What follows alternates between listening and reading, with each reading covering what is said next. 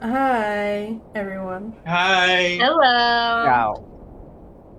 What? Hi. Yes. Hi. Hi. Hi, what? Andy, what did you say? Did you just say hi or what? Said Yo. yo. I just said, yo, Here. okay, alright. What's your issue with me, I man? didn't hear that right. I Dude, what's wasn't your sure. fucking problem? Ugh. Be non-confrontational. Okay, sorry, I love you. I love you too. Um, okay, yeah, so we're doing SAS. You guys remember SAS? We're doing SAS. Pretty Wait, cool. what's that? It's this Oh my little thing I god. came up with. It's kind of indie, kind of underground. I don't know if you've ever heard of Oh, it. yeah, I remember now. Oh, you remember that it's indie and it's underground? Yeah, Yeah. now I'm ready. Yeah. Um, so last episode was the Halloween episode. And this episode is the middle of November. My favorite holiday. The middle of November. Um, Well, so it is a holiday. Yeah, it's Chelsea's birthday. you're right Yeah. about that. It's so Chelsea's birthday. Happy birthday, Chelsea. I made this episode for everyone, but you're in the everyone, so happy You're in birthday. Yeah, thank you.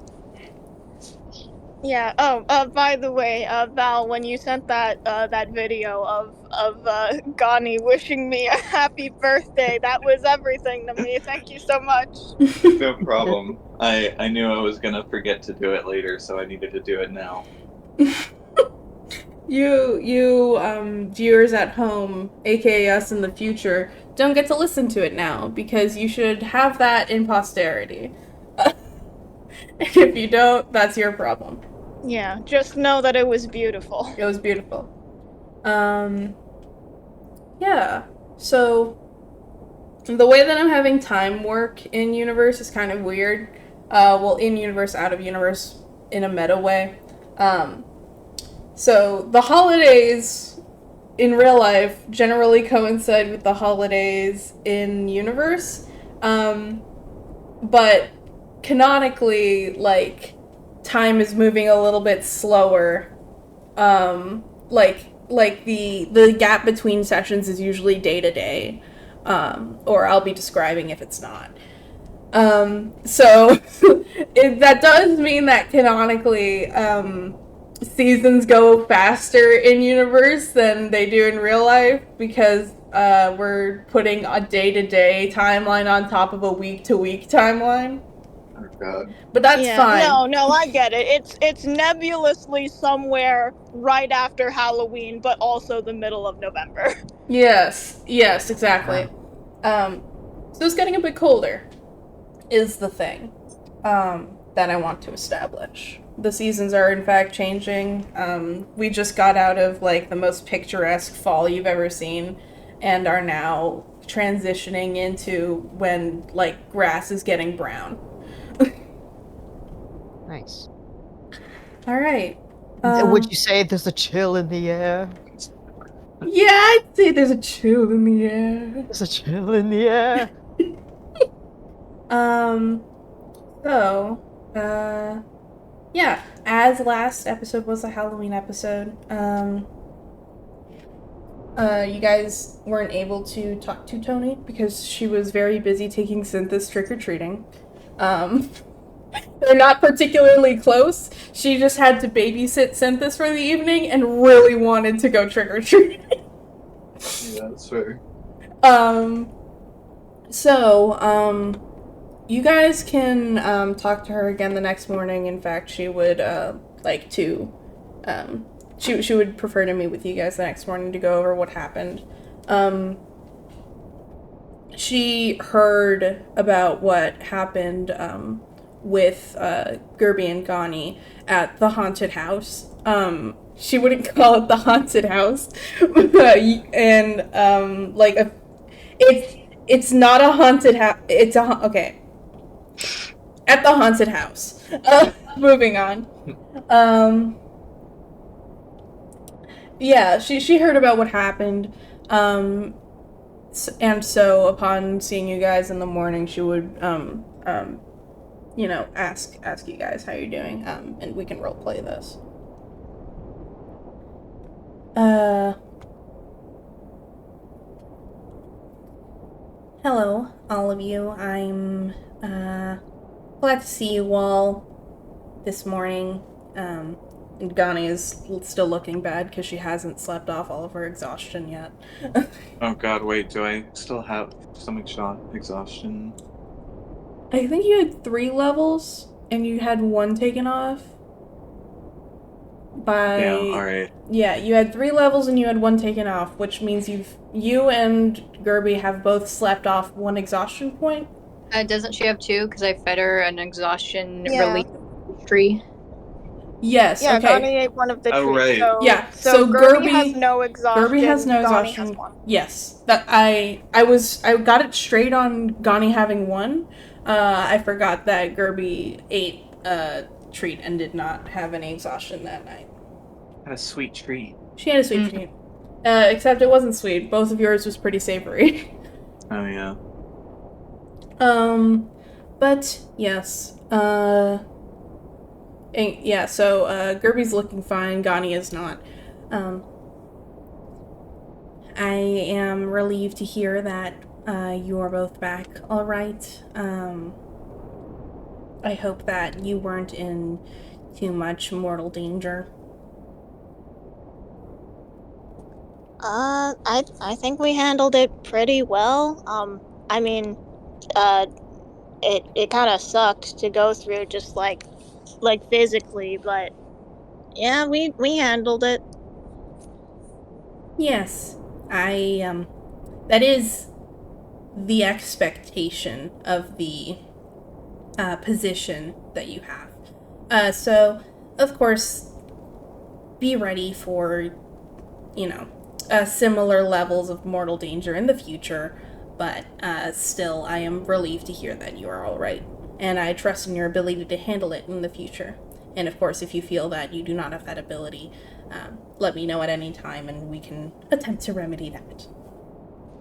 You got it. Of course. In other news, and she, you saw her walk in with this, she takes out a big bag, and she puts it on the counter, and upon looking in the bag, you guys would be able to see that there's just candy in there. Aww. And she says, I have brought this as condolences for those injured in nights before, and as courtesy for those who had a wonderful date, I hope. It was good. That's good. Synthus is also there. He's just kind of like sitting at the table picking at his food, and he goes, "This is my first Halloween, my first time celebrating it. So it was fun." And he just says this, like, looking between all of you, like you would definitely care. Hey, glad you had a good time, bud. He nods. And Tony goes, "Yes, I have assured that he had a good time. It is imperative that Halloween be enjoyed by as many people as possible." Is Imperative. it like your favorite? Yes. Well, I've never thought about it. I'll get back to you. I enjoy it very immensely. All right. Well, get back to me when you can. Yes. So, thankfully, Synthus's condition is improving steadily. Of course, he was good enough to be out and about in recent days, but unfortunately, again, could not accompany you due to the nature of the mission and the risk factor involved for him losing more of his memories while under treatment. That being said, we still are waiting on the timeline of events for Synthus to recover his memories. of course, you will be updated as the situation changes and as information arises that is relevant to your jobs. Alright, perfect. Yeah, just keep us updated on the whole memory thing. Yes, of And course. we're good on that front. Yes, you all should be good on that front. In the meantime, again, I'll let you know if there's anything else that I am interested in looking into. But other than that, enjoy all of your days, and feel free to have any candy. This is more than I can consume. It's more of a trophy.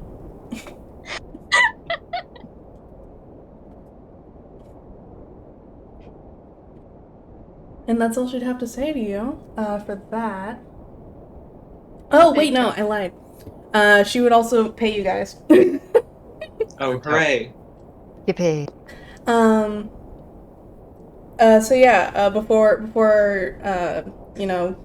breakfast debrief concludes, she would hand you guys your pay. Delos and Scrivener. Oh, by the way, this is how I've decided to do this. Because I don't want to actively charge you guys for things like rent and basic foods, like to keep you alive. Those will automatically be deducted from the amounts that I give you guys in canon. Cool. Alright, cool. Yeah, just so I don't have to worry about that, but also so the economy is something closer to normal instead of... Yeah. Yeah. Yeah, that makes sense. Tony is just like deducting it from our pay, like our actual, like room and board and food. It's taxes. Yeah. Yes. X's. Scrivener and Delos get 2 gold pieces, for, the Going on a date. going on a date, for being around, for, being there when she needs you. You just get paid for that, even. Every mission you go on is voluntary. However, because Gerby and Gani did go on a mission when asked, they get an additional gold piece. So you guys get 3. Very nice. Wow. Delos We have our looks at the... salary. We have our salary, and then we have like the. Yeah. Delos looks at the discrepancy and says, you forgot one. I only have 2. Unfortunately, you do only get 2. It is, I assure you, enough to live off of shortly. His eye twitches, but he doesn't say anything. Can Scrivener just hand Delos one of his? Healthy BRB. What? Yes? Nothing's No, stopping you from doing so? Oh, what? Chelsea BRB. Oh, Chelsea BRB. Alright. Yes, Scrivener can hand one of his to Delos, who definitely needs it. Alright, Delos pockets it and then points at Scrivener and says, oh, well, does he only get 1 then? How you manage your money is not my responsibility. I am paying you what you are owed and providing what will sustain your services. Anything else other than that is independent choice. I don't mind, Tony. It's all good. I presume you don't mind. However, I have to address Delos.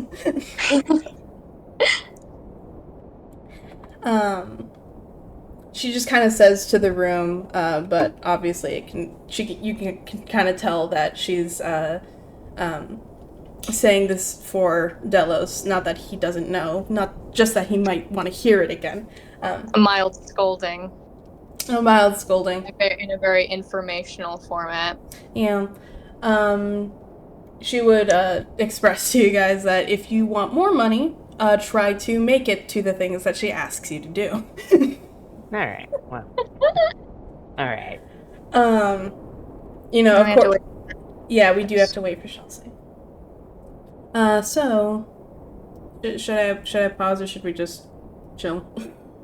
I should think pause. All right. pause. Okay. Be back in a second. Bye bye. Bye. All right, guys. We're back. Welcome back.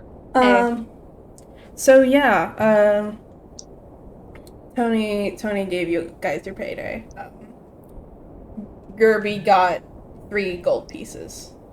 If you didn't hear that before, Chelsea. Yeah, thank you. Yeah. So, yes, that is actually all that she would have to say that morning. So I think she would probably leave breakfast a little early. She, might have some stuff to do.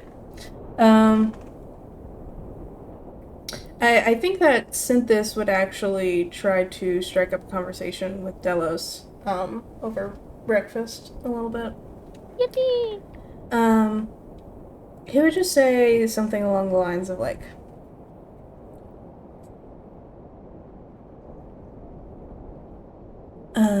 so I understand you spent Halloween with Scrivener. Yeah, I don't really like the haunted sort of ghostly things, so we did something else. CYNTHUS nods, and he says,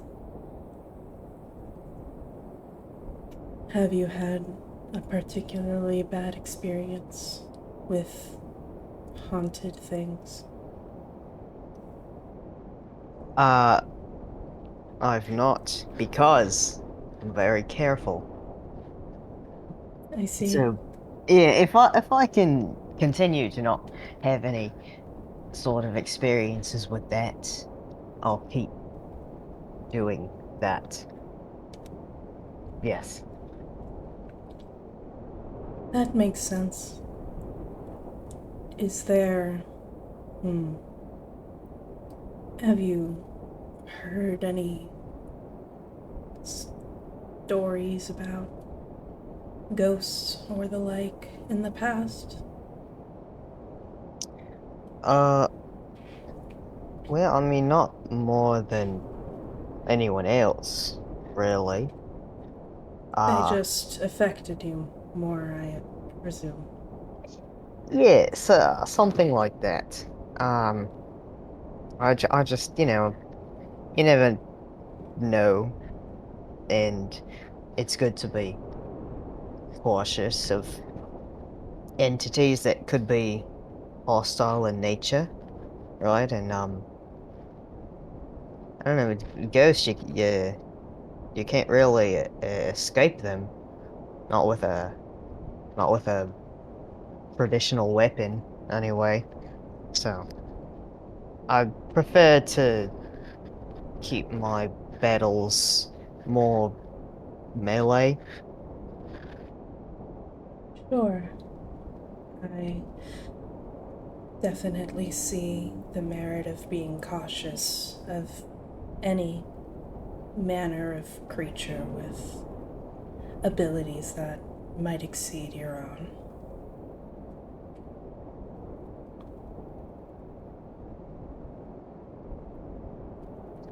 Yeah, ghosts specifically, though, do, I will admit, they do frighten me more than other creatures. There's no shame in that, I feel.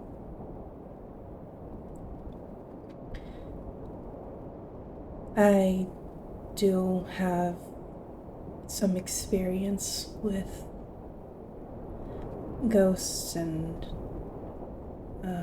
poltergeists and the like, more so than others on the material plane, I presume.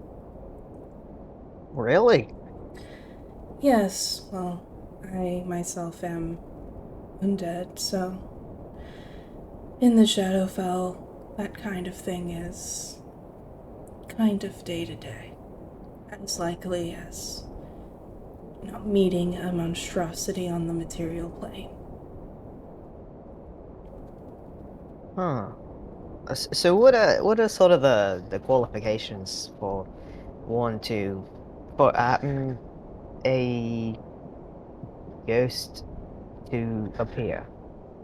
You know, so when one is to die, they can become a ghost, right? What's the difference for when that does happen and when it doesn't? Generally, it's a matter of will. Either the person themselves willing themselves into undeath or them being willed into undeath by others.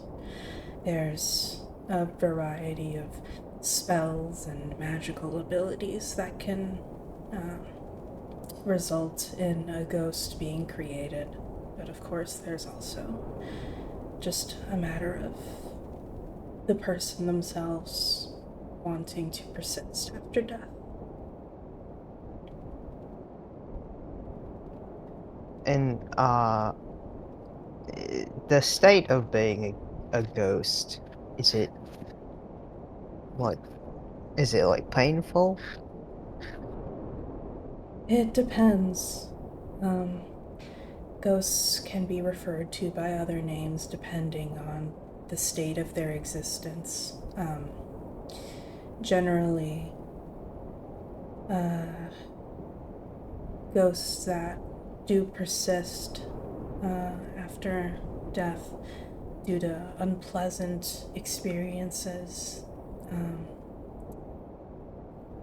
Believe this is me. There's for real a monster. There's like a mechanical difference between certain types of undead. And I'm gonna try to. I'm now gonna try to find it like as we speak. Okay. Yeah. Okay. I believe that ghosts that persist due to particularly negative emotions can be materialized as specters, and they tend to be in a constant state of grief and aggression, and generally tend to be pretty bothersome.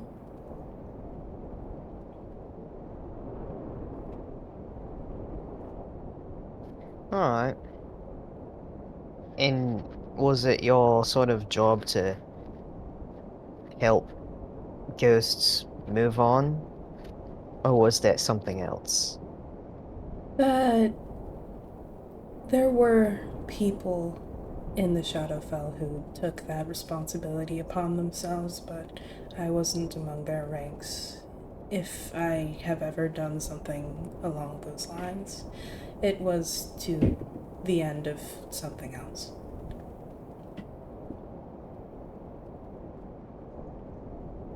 Interesting. That's some very interesting sort of line of work that you were a part of. If you ever want to talk about that, I am all ears, because it is very, very intriguing. Of course, I am more than willing to share any experiences I can recall, for the most part. I wanted to talk to you because, well, in the Shadowfell, I was very committed to my line of work, and I'm having a bit of trouble adjusting. I am in the service of Miss Tony right now, but she is a lot more hands-off than my previous superiors. a lot more free time now than in the past, and I don't really have any hobbies to sink that time into. I guess I was just wondering if you had any advice on adjusting.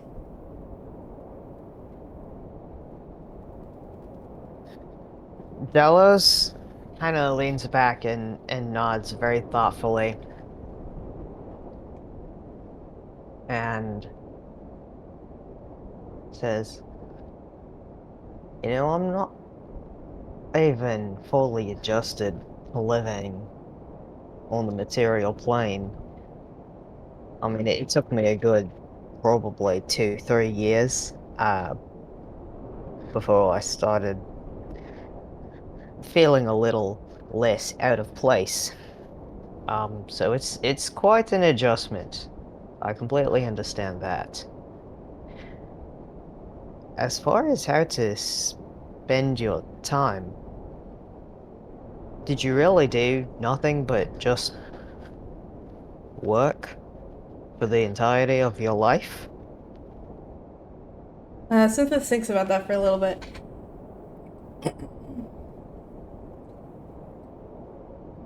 I suppose I spent some time deliberating over gear. What kind of weapons I am most accustomed to using, looking for quality when purchasing new armor. But I'm not sure if that counts. Alright, did you have like a particular interest in armor? Or was it just for work purposes? Was there like something in the back of your head that secretly was like, oh, this is cool, this is interesting? I suppose I found it cool. I never used any of my gear for things outside of work, but I'm not sure exactly.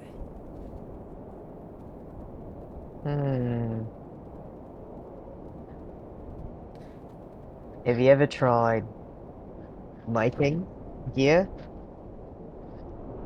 No, I attempted to familiarize myself with the process as a consumer, to understand the difference between high and low quality smithing, but I've never attempted it myself. Well, with all this extra time, should probably try to create something. I'm a bit of a creator myself, though I haven't really been doing that as much. Uh, less so with sewing and sort of things like that. But as far as the design process, I might be able to help you if you would like that.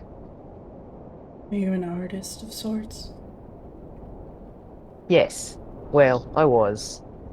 Uh, more like makeup or tattoos. I just like to draw patterns. Interesting. Yes, I think I would have to brush up on the basics once more and would benefit from getting the hang of actually creating things first. But if I ever get to the point where design becomes relevant, I'll reach out. That sounds good. That sounds like a plan.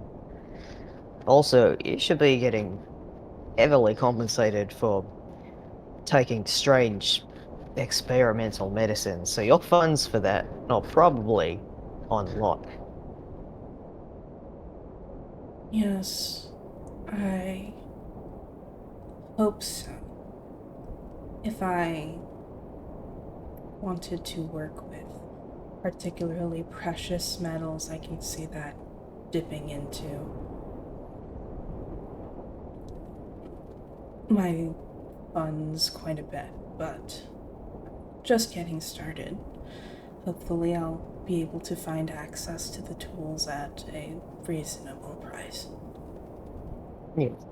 On that topic, how much did you get paid this time? Because I only got 2 gold pieces, and that's a scam, honestly. For my coworkers who got more than that, please. I'm not doing just the same amount of work. How much did CYNTHUS get paid? I'm thinking.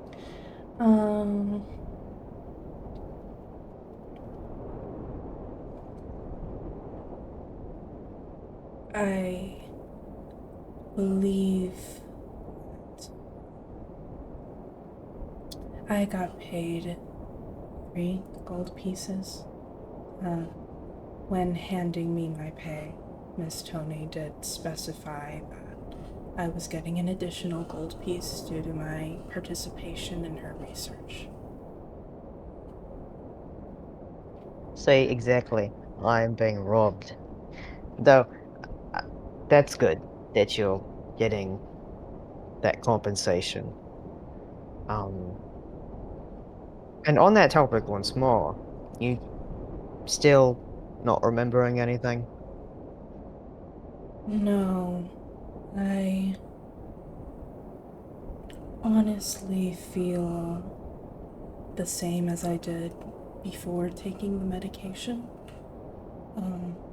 The negative side effects seem to have worn off completely.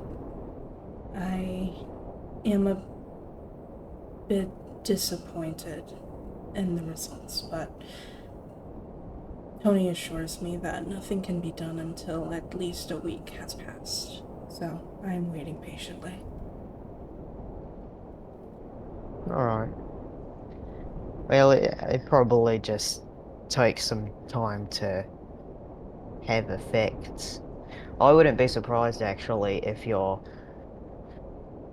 what are they called? Antibodies in your system were trying to fight it off because it's a foreign substance. So once your body realizes that it's nothing to be afraid of, it'll allow it to take effect. I hadn't considered anything like that. I suppose I could ask Tony about Miss Tony, about the specific mechanisms of the medication. It could be of interest. That would probably be a good idea considering you're putting it into your body. Yes, I think I'll do that. If I can manage to pin her down.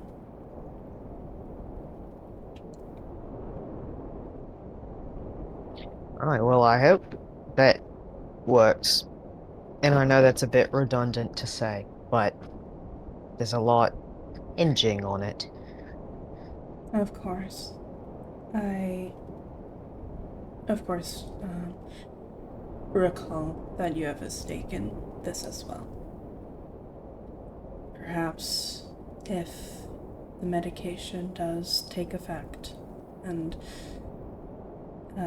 the side effects seem manageable, or pay could be increased if you were to participate in the research as well. Which I would love to. But, yes, I want to see how it works first. Of course, I remember our previous conversation. I hope that, for both of our sakes, it seems manageable enough.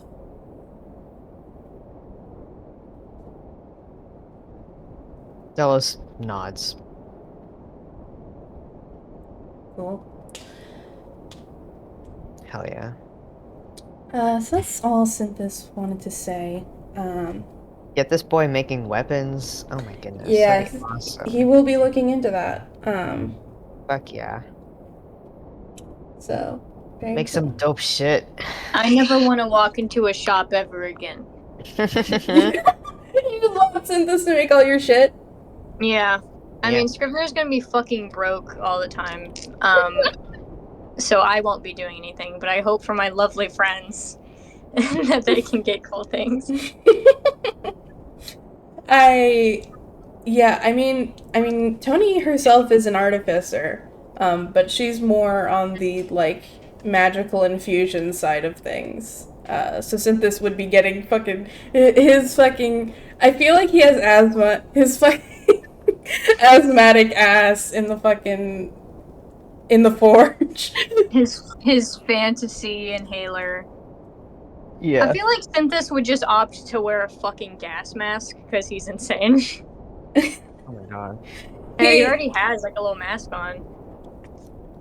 We'll see how he feels, how he's gonna go about trying to pick up a new hobby. He's never done this in his life, so it's uncharted territory.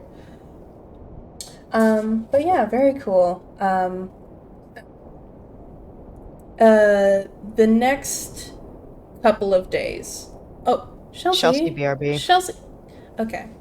I may use Perfect, the because I need to bathroom pee. real quick. All right, Yeah. everyone go. See you guys Everyone's in a like, second. now. Bye. And we're back. What? Hi. Welcome back. Hello. Welcome back, everyone. The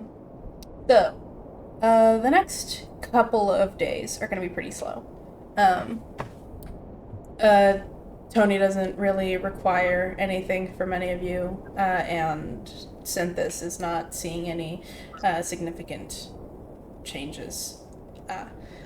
Do I get to get rid of my exhaustion since it's been a couple of days then? Yes. I'm going to give you guys a little bit to, if you guys wanted to talk about what your character's been doing, or do anything in particular over the next couple of days, this is your opportunity to do so. And, of course, Agani can, say that she rests for the rest of that day and no longer has exhaustion after that. Alright. Nice. Yay. Actually, quite fitting that you and I had that little CYNTHUS and Delos scene, because I was just thinking that if this scenario comes up where Jordan's like, "What random shit are y'all doing?" I would just say, I think Delos is just trying to hang out with CYNTHUS a little bit. Oh, that's cute. What would Delos propose that they do anything in particular, or what's the circumstance by which they are hanging out? Delos would try to gauge how socially adept, I suppose, CYNTHUS is. Less socially adept, but more like how introverted, I guess. Because Delos, he'll go out and fucking do whatever, but he's aware that maybe being let's go hit the town with CYNTHUS wouldn't be the thing to do. So probably just, I don't know, just fucking low-key hanging out. Okay. So would Delos ask to hit the town with CYNTHUS just to gauge that, or would he be? He would present it in a way where he would say I'm gonna assume that hitting the town is not your style.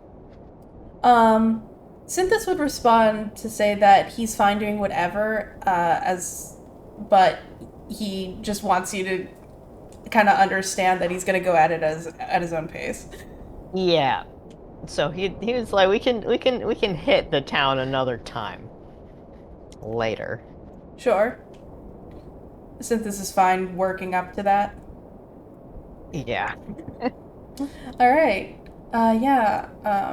Synthus actually does need to hit the town to like kind of look at the market and try to get the tools for like what he's looking at, or OMG. figure out like if there's any like smithing guilds in town, to like if they have free workshops or whatever. Fuck yeah. Delos would love to go with. Delos loves some shopping. So Yeah. Synthus is going into this very low expectations. He's not really looking to like make big purchases just yet.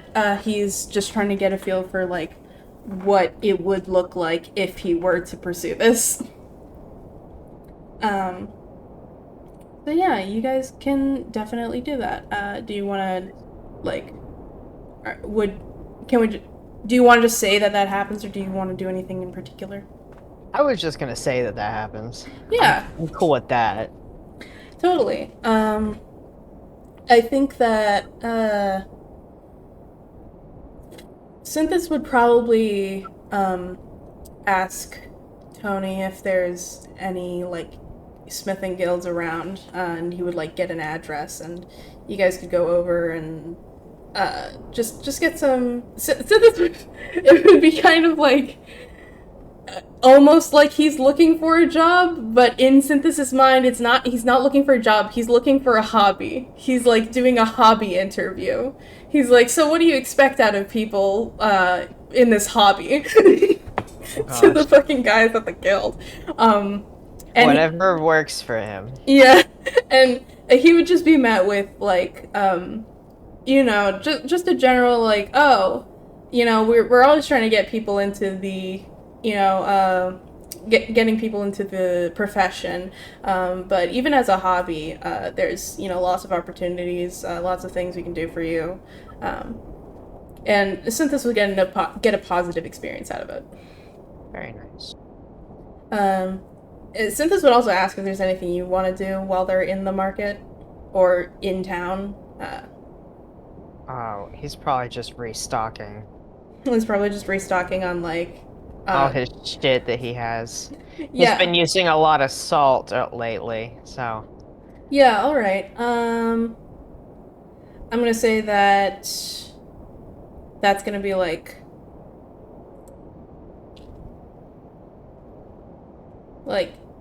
two silver pieces for that. This is my first time having to deal with silver. What's this? What percentage is that? It's 10% of what gold is.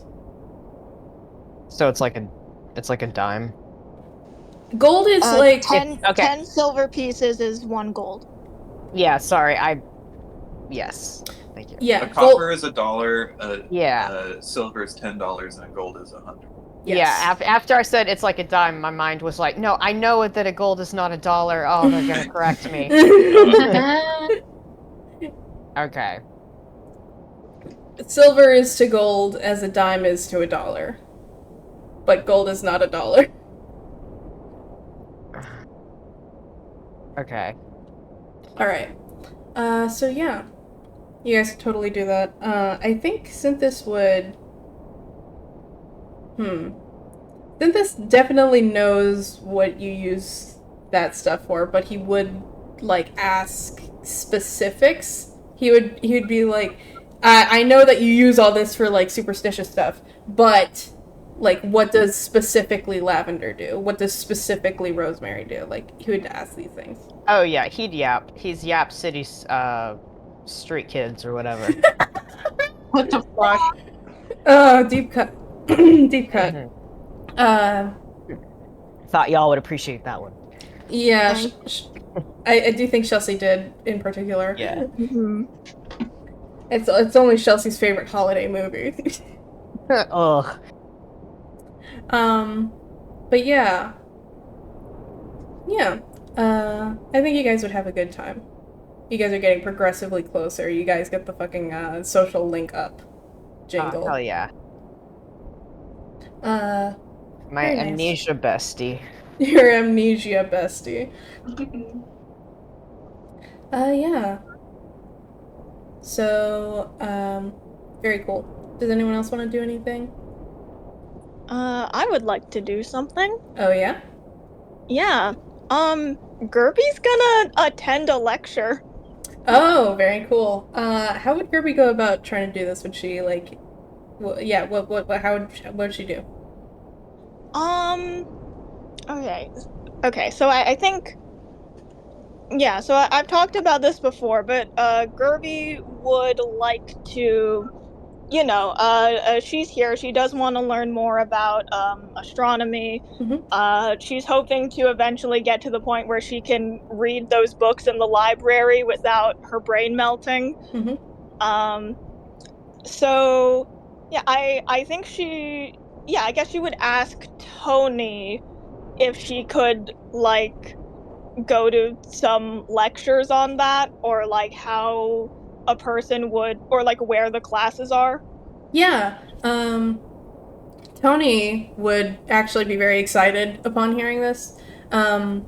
And then she would kind of surmise, like, if you didn't even if you didn't explicitly mention it, you are a Circle of the Stars druid, and probably have mentioned wanting to study stars academically. If you remember, Argent is a professor of astronomy, so she would kind of offer to see if Argent can let you sit in on whatever lectures. You obviously, unless you like formally do the entrance exam and are registered as a student, you won't be able to get assignments or get any credits. But if you just wanted to sit in, she can try to arrange that. Yeah, I think Gerby is going to just sit in on some lectures. She's not really sure how the whole signing up for schooling works. Yeah, would she ask Tony about that, or is that for later? I think she might ask about it casually, just like how that whole thing works. Yeah. Yeah, if Tony asks, I think Gerby would mention that her, like, the amount of formal education that she has is I think Gerby would respond with like 0. Like 0. Well, Tony does know that Gerby is literate, so that's a great first step. So yeah, Tony would explain that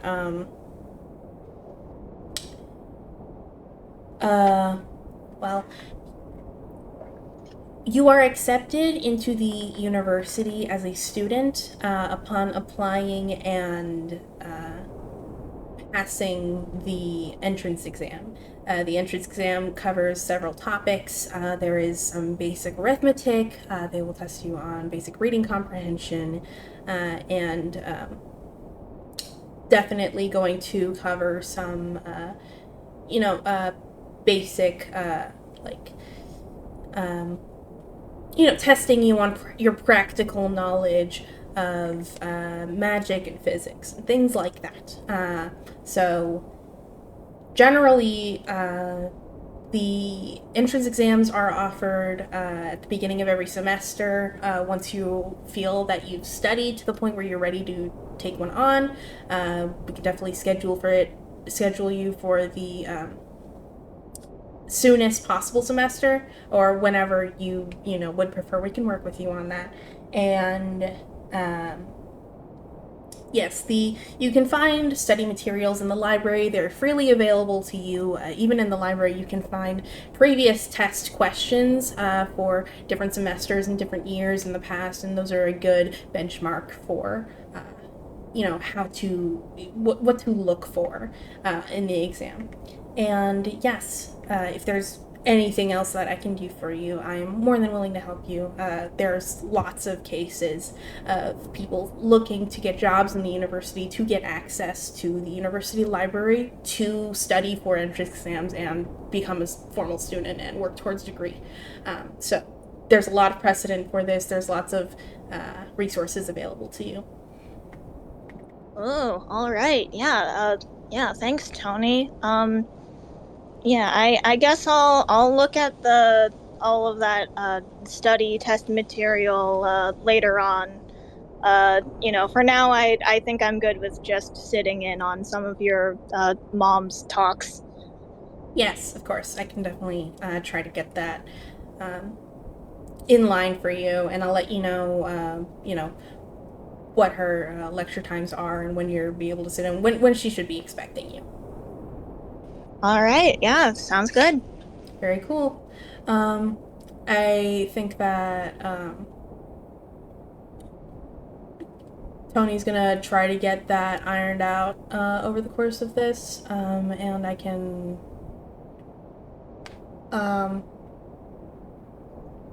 Yeah, I think.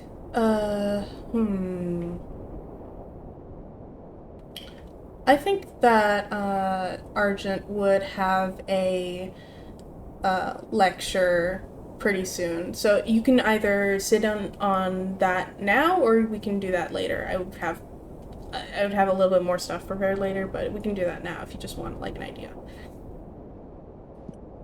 Yeah. Okay. Okay.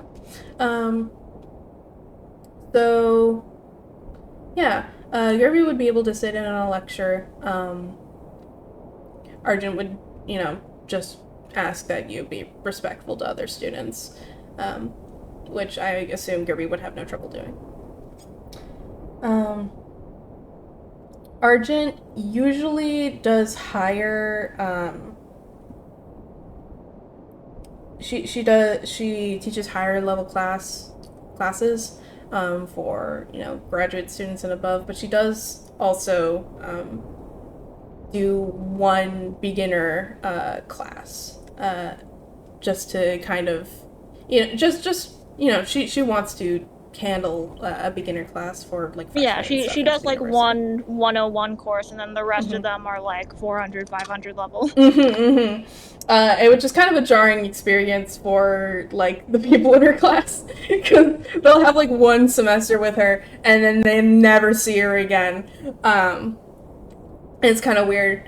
It's also, and I don't know if Gerby would know this or even pick up on it, but it's a little bit strange that she's the university president and is also handling multiple classes, including a 101 class.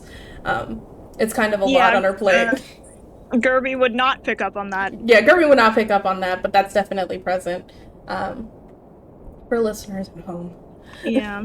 I want to say, by the way, when Gerby says that she has no education, Gerby was like homeschooled, but I don't think that she has the experience to know that like counts. Yeah. Cool. So you think that?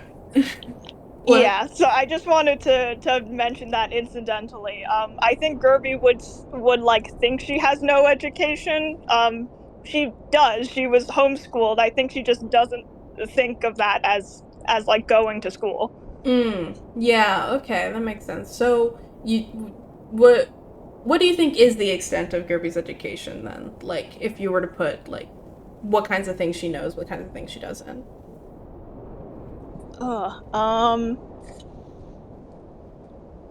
Just so I have a better idea of it. I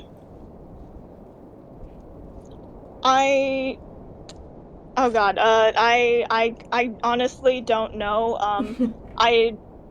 Obviously she has like she's at like the correct reading level for someone who's like gone through all of like like the high school or whatever. Sure. I think she would be a little bit behind on maths.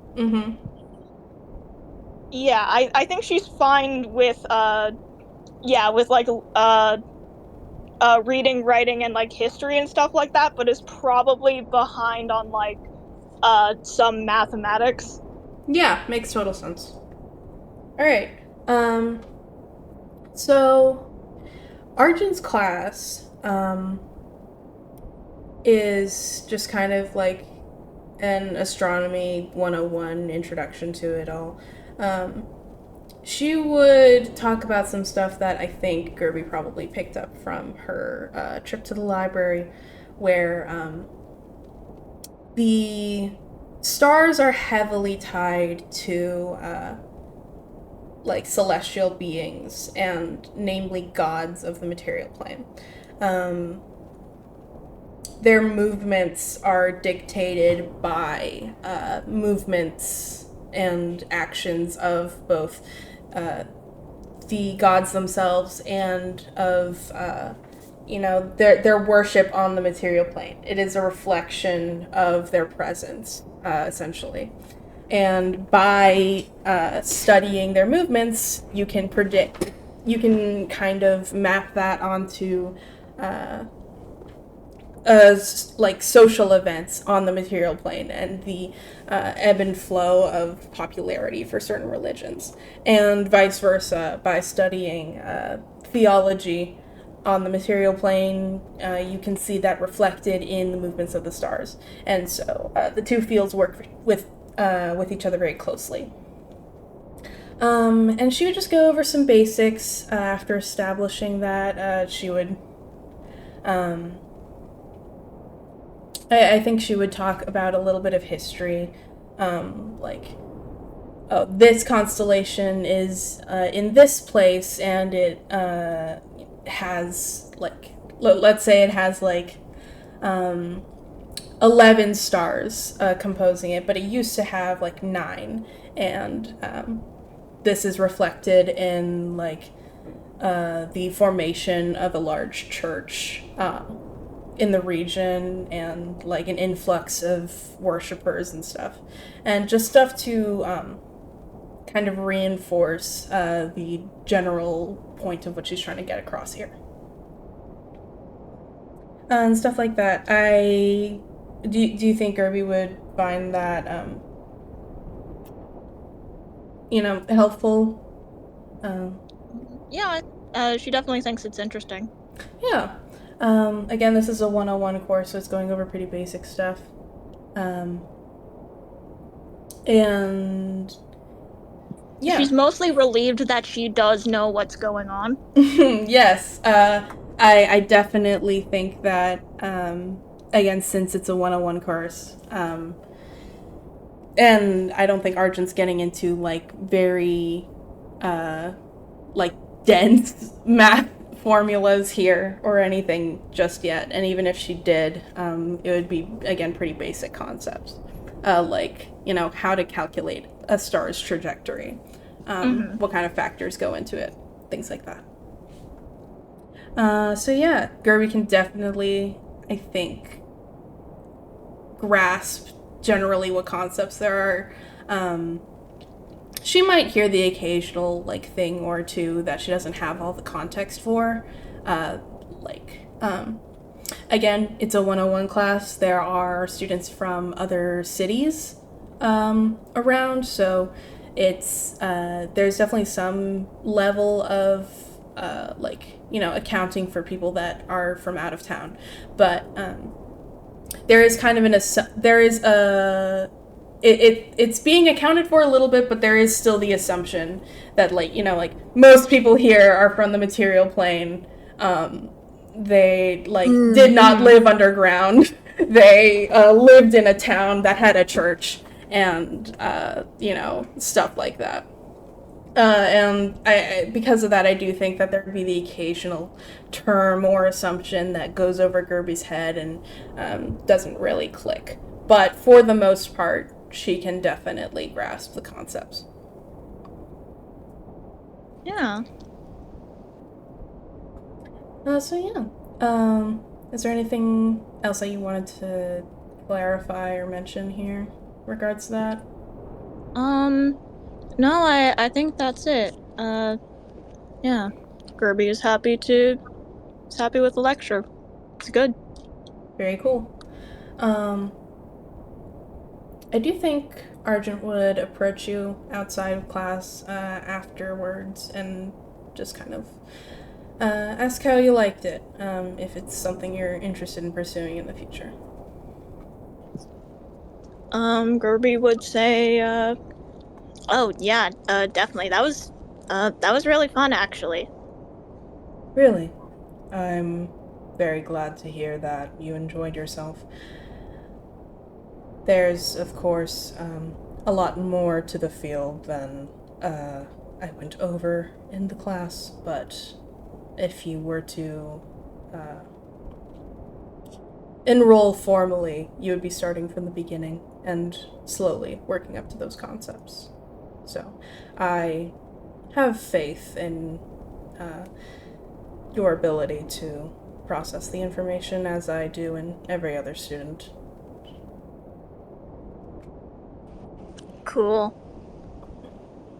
Cool. All right. Is there anything else that either you, Chelsea, or anyone else wants to do? Me. You. What would you like to do? Yeah, I think just in the background, this might be just like a once a week thing. Scrivener would make more food for Gani and like hang out with her. If she would allow. He would be like, I can't do this all the time because I am paying for this with my own money. But yeah, he'd hang out with her if she'd let him. Yeah. I think that in the time that you have before I drop plot on you, Scrivener might just visit her once between those two things. Yeah. As a side note, I'm not gonna have you pay every time you do this. It would. I think that after establishing that he can do this like more in the future, it would make sense that he would like stock up a bit on groceries and won't have to go into the market to get brand new food every time. Yeah, every single time. Every single time. Another thing he would do, kind of in the background, which I do want to roleplay just a little bit of this, is I do think that casually he would just be like, hey, Gerby, do you want to like just sit on the roof and you can smoke and we can hang out? There is nothing I'd like to do more, man. And I think on one night in particular, because he's probably already done this before, one night in particular after he's done his thing with Delos the other day, he would make sure she's like blasted out of her fucking mind and then take his glove off and be like, oh my god, what is that?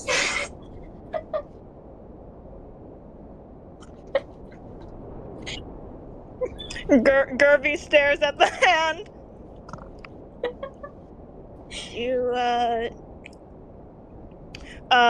Do you get sunburned or? And like she looks at. She's pretty sure she only took weed.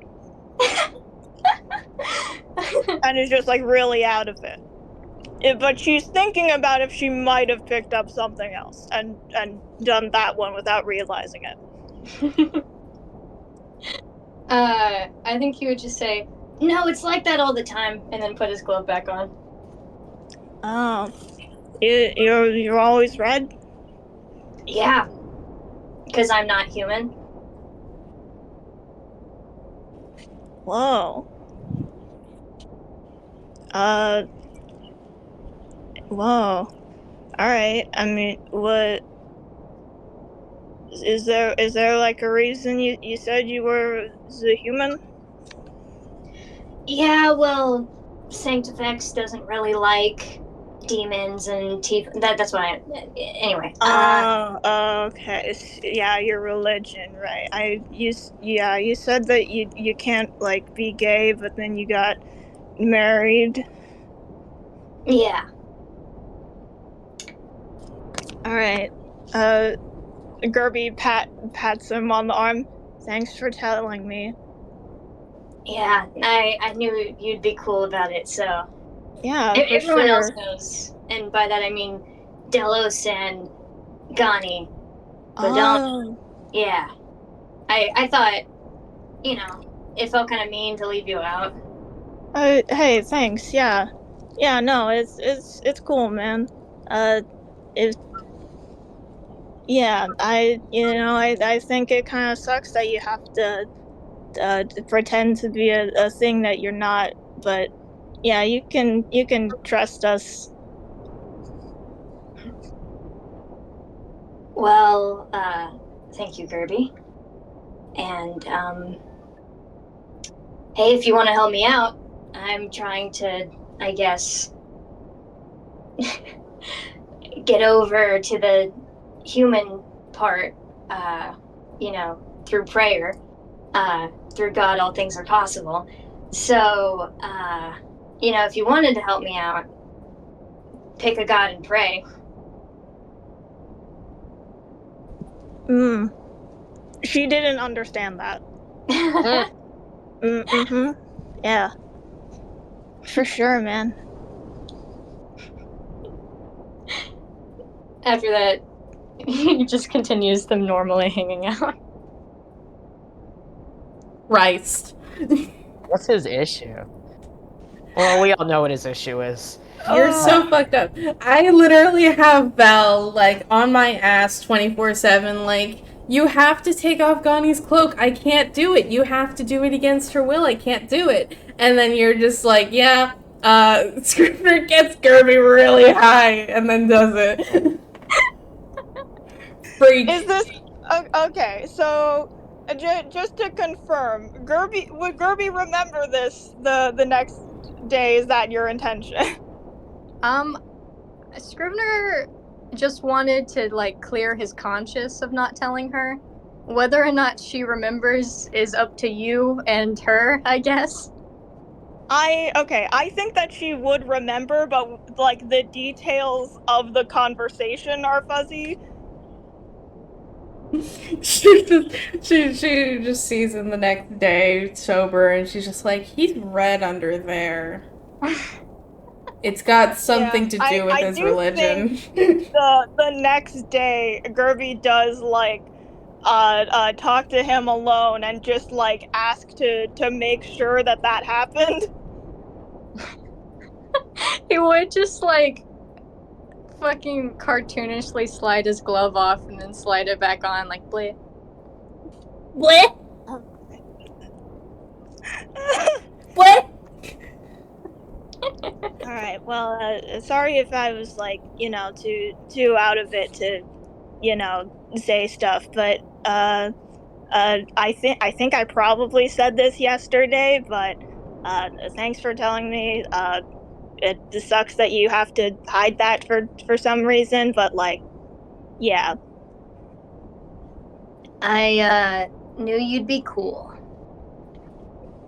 Oh, thanks.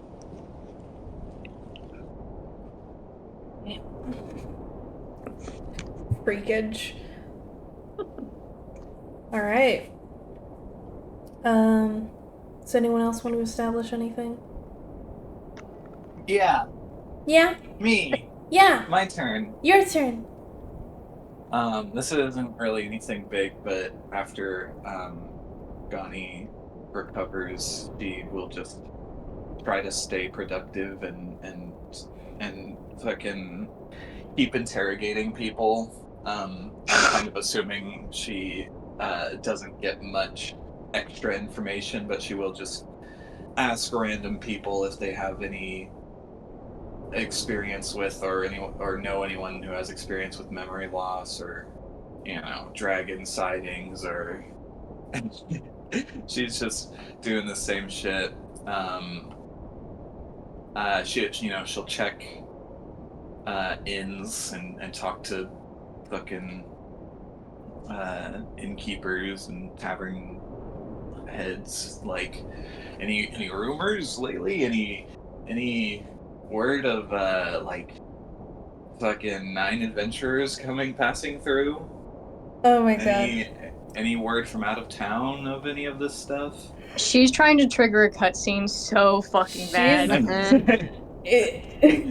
Gani is the only one here who's like actively playing a video game, and right now, like for everyone else, they're like, oh yeah, I got some, days off work, I'm on call if they need me, but other than that, it's free time.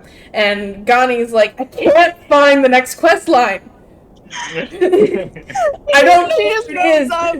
She goes into the tavern. So, barkeep, have you heard any rumors lately? And then the barkeep goes, well, the other day I heard from my sister Sarah that she's missing her 12 rose bushes, and she needs someone to. I don't care. Bye. Yeah. Does No, she? she needs someone to find her 12 rose bushes. Does Either she? that or the barkeeper's just like, no, what? Room? What the fuck are you talking about? It's completely random. She can walk into one tavern and they're like, well, my sister's, and then she can walk into another tavern and be like, are you gonna get a drink? It's completely random. Have I heard any rumors about what? Can you be more specific? At birth, you are either assigned NPC main character or just like normal fuck. You're assigned NPC main character or normal person. Yeah. Or like person who just exists to like fill the background, but like yeah, you have your own personal life, but you're never gonna get caught up with the main characters. Johnny thinks she was a normal person. She cannot think that and also be doing this. She can't have her fucking village burned down or whatever and still think she's not on the main character track. As soon as that shit happens. Scrivener was born red and his parents were like, we don't want to raise the main character. Make him white. And like Zeus creating the circumstances for Athena's birth by trying to avoid it. Yeah. Yeah. It's like, damn it, you just gave him the trauma necessary. There was a tiefling NPC girl. You fucker. Oh, fuck. Tieflings can't be NPCs, and by doing so made him not an NPC. Yeah, they fucking forcefully pulled him out of NPC hood. Alright. Very cool. Yeah, so, wait, Gani's asking, like, random people this. I know she's asking people at taverns. Is she, like, is she asking people only in taverns, or, like, what's the situation? She is trying to ask as many people as possible. She goes to taverns and inns. She checks, like, message boards and quest boards and all the boards. She goes into fucking town square or whatever and it's just like walking up to random people. She'll knock on doors. Just whoever. Okay. Gotcha. Noted. Gerby sits next to someone in a lecture and asks to borrow a pencil, and at the end of the lecture she says, oh, hey, by the way, my one of my party members is asking people questions. Could you come with me real quick? And just drags whoever she sits next to in a lecture over to Gani because Gani is like asking everyone randomly. Oh my god. Gerby's fucking obtaining the random search. Yeah, You've been selected for a random search. I do think if Gerby, I'm assuming Gerby just does this once. Yeah, she just went to one lecture. She just sat in one lecture. Okay, sure. Miraculously, the first time Gerby tries to do this, she happens to grab like one of the shruggers mentioned previously, and he's just like, yeah, sure, I don't have anything I need to do, I guess, and just follows her to Gani and answers the questions, again, very unhelpfully. He has nothing. It's nothing. Yeah. About what I expected, honestly. Mm-hmm. It's a good mental image, though. Yeah. Yeah. That's funny. Okay. She's a freak. Thanks for establishing this. She is doing her job. Everyone else is a freak. Ghani's putting in so much work that's just like, yes, if I put more work in, my manager will recognize this. And, and I will be paid more for my efforts. And then she's paid the exact amount that Delos called off sick. And fired everyone. Oh my god. Fuck that You don't guy. get to escape capitalism just because you once were a dragon princess, Ghani. Yeah, you gotta realize that sometimes the shitty people get paid just as much as you. Mm-hmm. I'll use my draconic cry on you. And fucking get you. This fucking pterodactyl scream. Yeah. Did I just say pterodactyl? It's You pterodactyl. did. I didn't What's even, wrong I didn't with even I would say- process that. I was gonna let it go, but now that you brought it up, you've given me the right to make fun of you for Let's it. be real, I thought that was a Pokemon for a second. Pterodactyl. I was thinking about Aerodactyl. I thought that you Yeah. just referenced a Pokemon. Oh my god. Pterodactyl. It's kind of a dactyl, but not really. Wow. Giving Seuss from Gravity Falls right now. What's the? I just realized I've not heard that word in fucking years. What's the right way to say it? Pterodactyl. Pterodactyl. He is Pterodactyl. Okay. silent, With a T. famously. Mhm. Yeah, I remember I was like, it doesn't start with a P, but I have not thought about a pterodactyl in years. Yeah, I saw the word pterodactyl in my mind while I said it, which made me say P because I'm not because again, I haven't said the word pterodactyl in a fucking while either. I used so. to think about pterodactyls all the fucking time. I loved dinosaurs, so that Yeah, was like, oh my I just god, got hit with Haley, nostalgic. dinosaur kid, hell yeah. I I fucking love dinosaurs. I thought about the brontosaurus and pterodactyls all the time. I liked my little plastic set of jungle animals more than my little plastic set of dinosaurs. But I like dinosaurs now. I'm a dinosaur kid now. I just came up with a joke. Does anyone want to hear it? Yeah. Yeah, Yeah, I say hesitantly. I know what it's gonna be. What? Well, if you know, I mean, I don't have to say it. Go ahead. Why can't you hear a pterodactyl go to the bathroom? I literally, Val, I was Because, going to yep. say those words as you were saying them. Peace silent. Because the P is silent. Yeah. We play the game. Yeah. Before we move on, shout out to Parasaurolophus, best dinosaur. Anyway, moving on. And Well, that's Dallas wants to funny. do something. That's a funny thing to say when the Brontosaurus is right there, but whatever. Yeah. Mm. Sorry, did you just, Haley, what did you Dallas say? wants to do something. Dallas wants to Dallas do something? wants to do something. Oh yeah, I forgot. I had to Delos- remind you because I knew you forgot. Delos has been slacking off on his real job, which is to just do quest boards. That's true. good. That's Of true. course. He mentioned it. He considers it charity work, even though he does get paid. So he mentioned it last time. He's been totally slacking off with that. So he needs to do some easy quests to get some Okay. money. Alright. I think that in the time available to you, Delos can get like 2 quests done. All right. And it's I do think Delos has been to Asklo actually. He ran with has. he was running in a different part of town back then, but he has been here. He can navigate the city just fine. Cool. Yeah. Are you going to be trying to? Are you going to be making a conscious effort to scam these people or not? I knew that's what you were going to ask. Yeah. And my response to that is, it depends on what the quest is. If it's something that he actually can do with little effort, he'll just do it.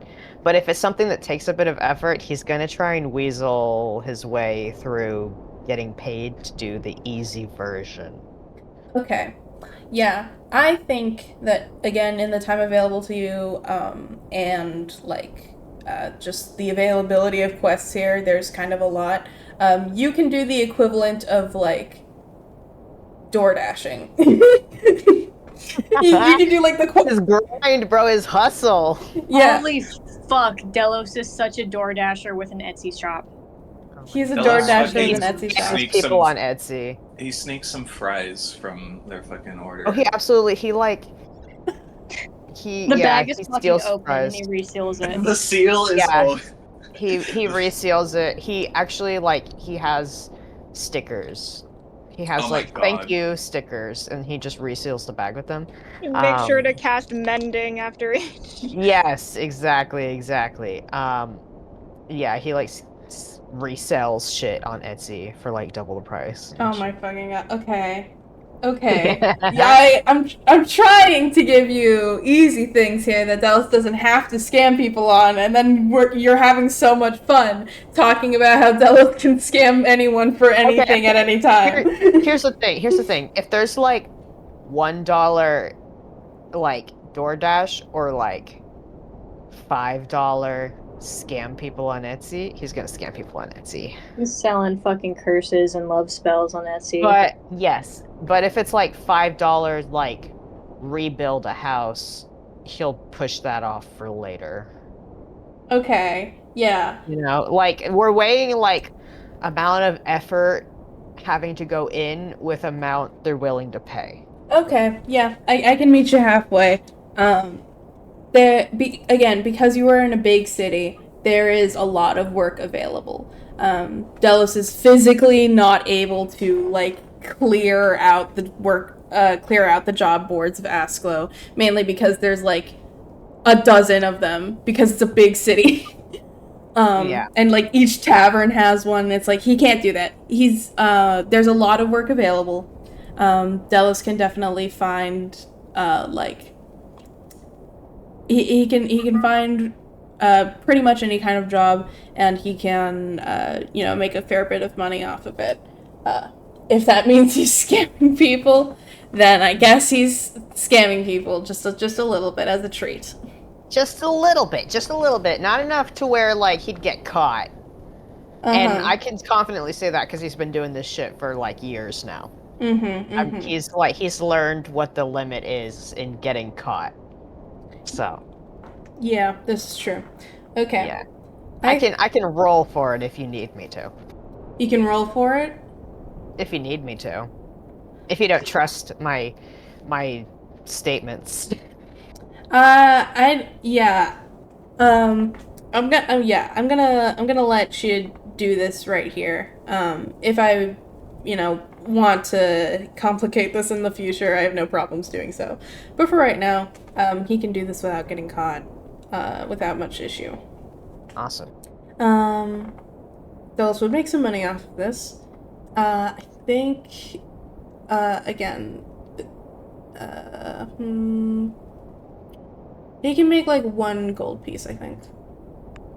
Cool. But more important than making money, he's upped his goodwill.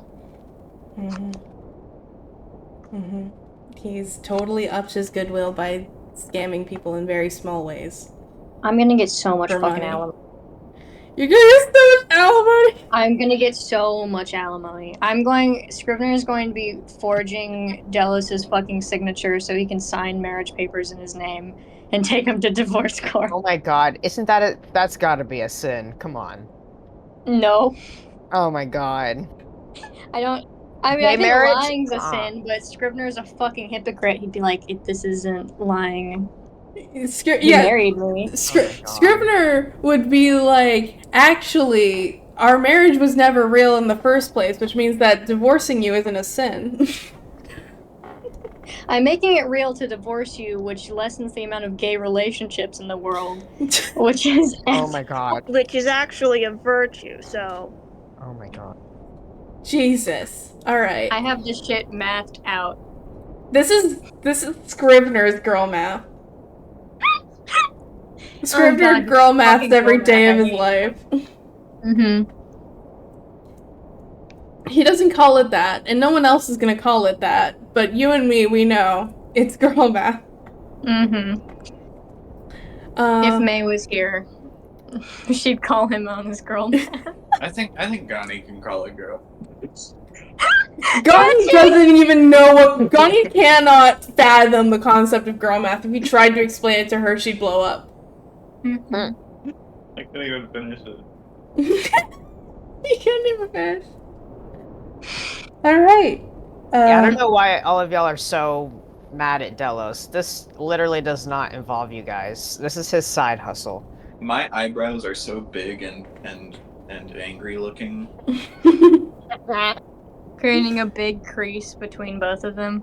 Mm-hmm. Pulls up the picture of Gani flipping the camera off that we Oh have. my god. And also thumbs down Gani. Is there thumbs down, Gani? Oh! With this stupid look. Wait, no, wait. Where's thumbs down, Gani? That was a picture Haley made. Haley made a thumbs down, Gani. Oh yeah, for the animation. I forgot. Oh yeah, Aw, that was for I the forgot animation. I did that shit. Yeah, I don't see that one on the slideshow, so I don't think about it often. But it's there. It's there. Anyway. Cool. Anything else? Is there anything cool that happened on Gani's little venture? You can roll for it. Ooh! What do I roll? I love rolling. Just a straight roll. She is straight. Oh, That's a 10. No. That's how you say a haggis roll? Yes. Yeah, a haggis level roll. That's a haggis Yeah. level roll. No, nothing interesting happens at all. Sad.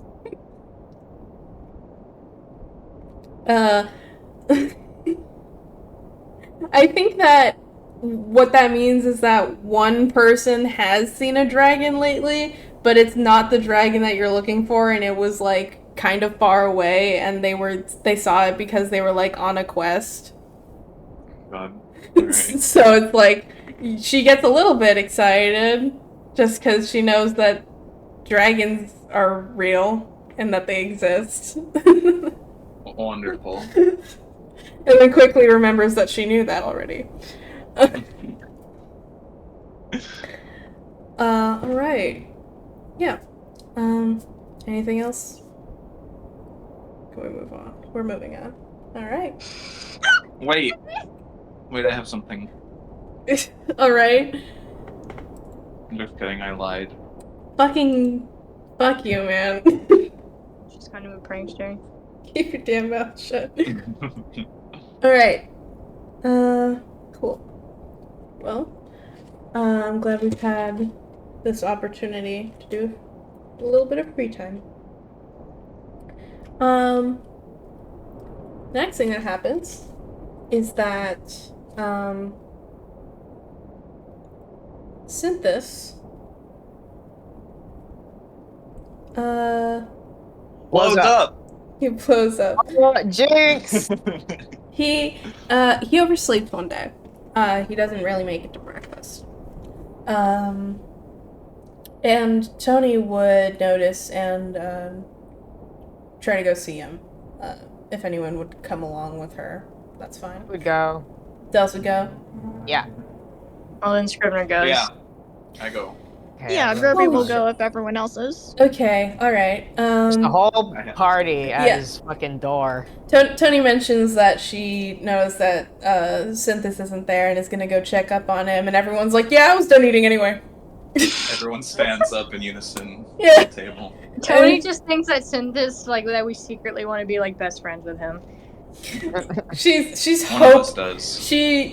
Everyone stands up and she's hoping that you guys like care for his well-being. She's actively hoping that that's the origins of your behavior. It is for mine. Everyone else is just following along.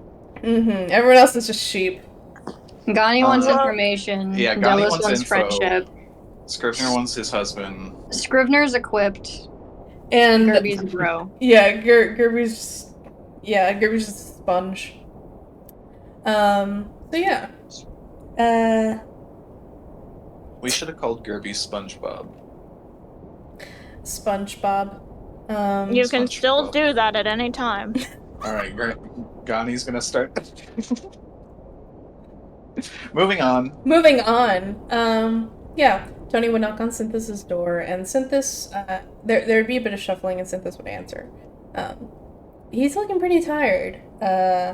He would apologize for. He would ask if, like, he's overslept or something, and would apologize. But he would say, "I think I've remembered something." And Tony would just kind of like instantly lock in, and Gani pulls out her notebook. yeah, she'd ask if she can come in and ask him a few things. Does everyone want to pile into Synthus's room? Right I here? do. I don't care what y'all are doing. I'm. Let me in. All right. Tony would ask if he like wants some space or something, and Synthus would be like, it's fine. Good, because I'm not giving him space. Yeah.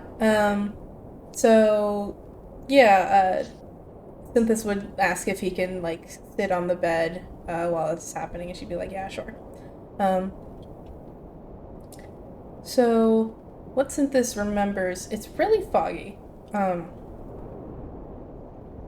me roleplay this.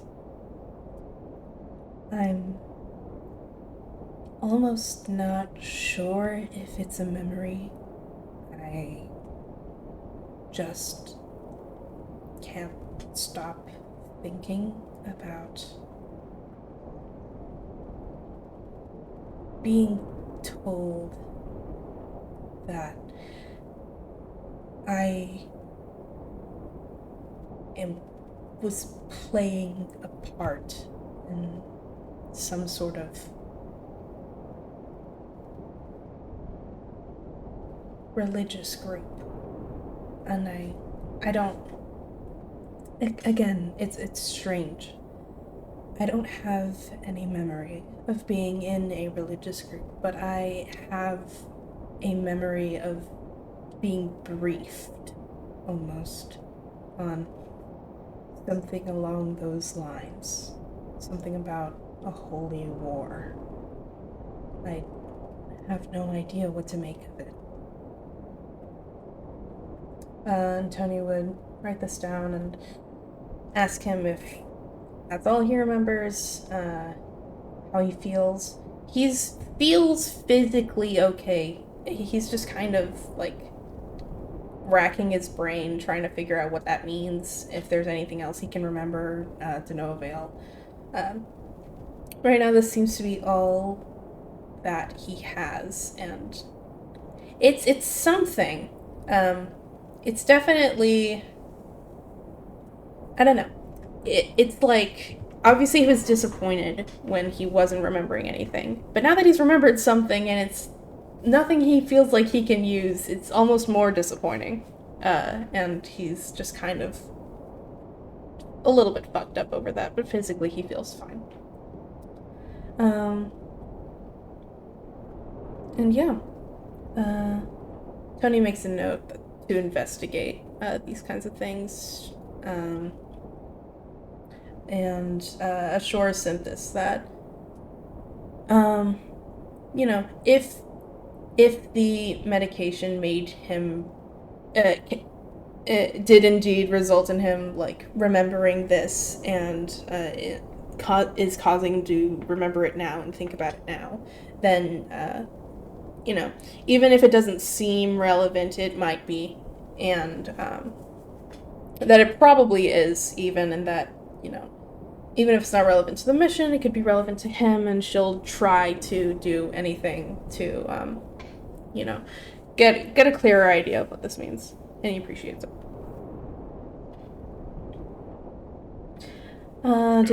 What? Sorry, I'm having thoughts. Yeah. I'm so locked in. Does anybody have... Would anybody, like, say or do anything in particular since you guys are all present for this? I would just like assure Synthus like, hey, it's good. Just as long as you're getting memories back, things will make sense in time.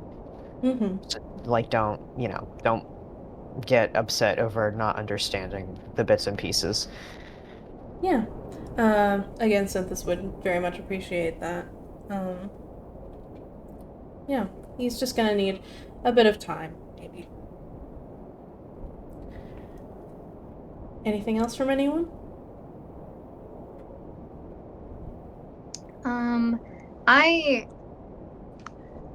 I want to ask if he like how did he know it was a religious group? Was there like symbols or like what made it a religious group in his mind? He remembers being told this.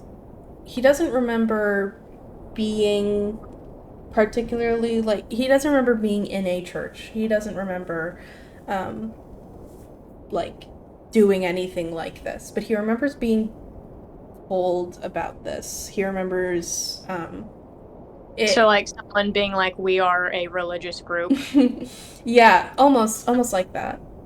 Okay. Dallas would ask if he like remembers what anyone looked like who any of the people were He that can told him this. he can remember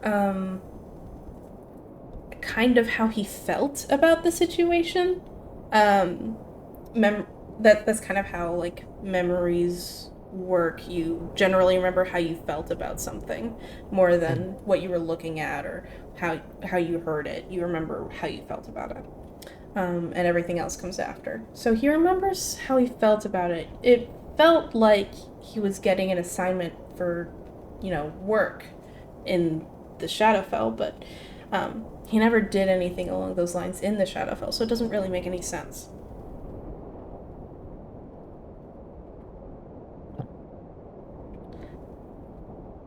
And he would, yeah, he would be like, I don't remember anything about a holy war at all. He's never been involved in any sort of war, any sort of religious group other than, the worship and service to the Raven Queen that he's been in his whole life. So hearing something like that said out loud would not make any sense to him. Dallas has a question for Synthus, Yeah. and the question is, how do I phrase this? Let me think of how to phrase this. Yeah. Okay, he says, so if you were sent on like an assignment and you failed or didn't come back, would there be anyone looking for you to like check up on how the work is going along? Yes. At the very least, the job I was assigned to would still need to be done. And even if somehow I was inaccessible, the work itself would have to be addressed by somebody else. So, yes, I do believe something like that would happen. And I can't think of any reason why somebody wouldn't be able to contact me. Again, it is not. It is harder to contact the Shadowfell from the material plane than it is to contact the material plane from the Shadowfell. So, it should be within the realm of possibility, but haven't been contacted in any way.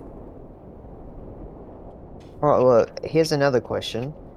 If someone were to show up, is there like a uniform or a symbol or uh, a secret handshake or something to identify who would be, part of your crew?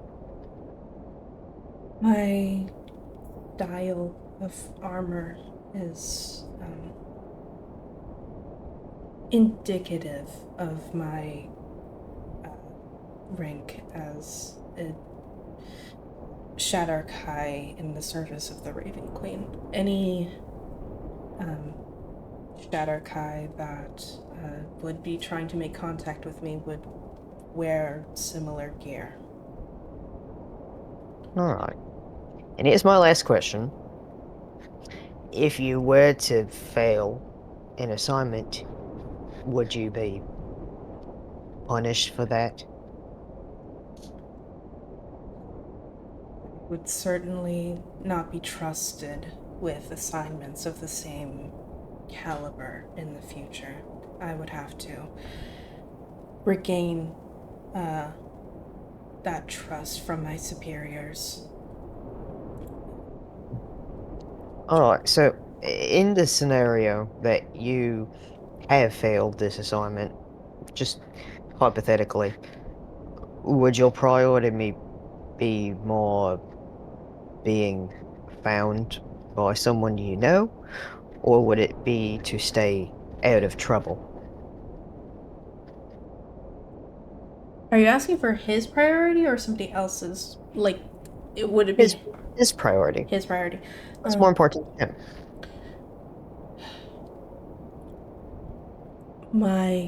I would never attempt to shirk the responsibility of completing my assignment. Trying to do so would not be pleasant for me. It would be even more unpleasant than admitting to my failure. Alright, well, that's very noble of you. I suppose it was.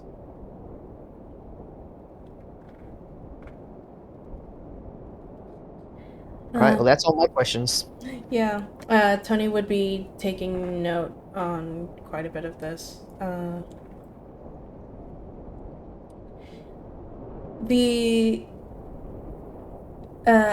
do think that Cynthus would say,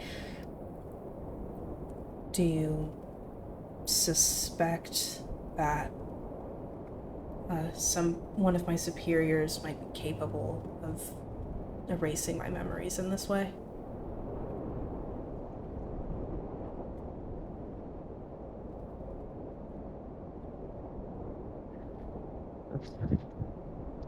Shrug.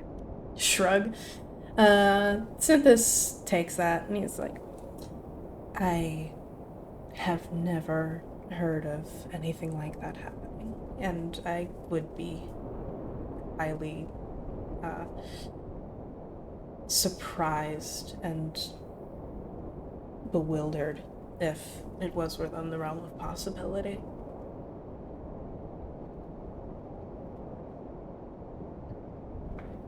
Yeah, as far as what or who is specifically responsible for the memory loss, I know as much as you do. Or maybe even less. Cynthus nods. He understands. Yeah. Tonia's priority here after learning this is, she's going to try and specifically find any religious groups that are particularly combative. Combative? Yeah. Yeah. Competitive. Combative. Because Cynthus specifically mentioned a holy war, she's going to be looking for any sort of conflicts that are, present in any religious groups that she knows of. For example, any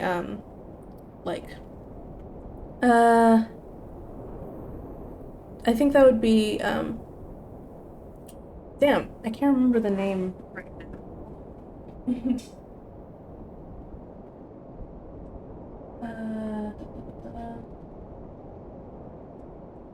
Yeah. She specifically mentions, kind of under her breath, that sounds like something that the Church of Valora would be into, but she's not sure. She hasn't heard of anything like that recently. So yeah, she's going to be looking into that in the future. Does anyone else want to ask Cynthus anything? Talk to Tony about what she thinks? Or just talk amongst yourselves even? I'm either going to wait for everyone to leave to talk to Synthus, or I might try to like come by his room later Mm-hmm. to talk to him. Okay.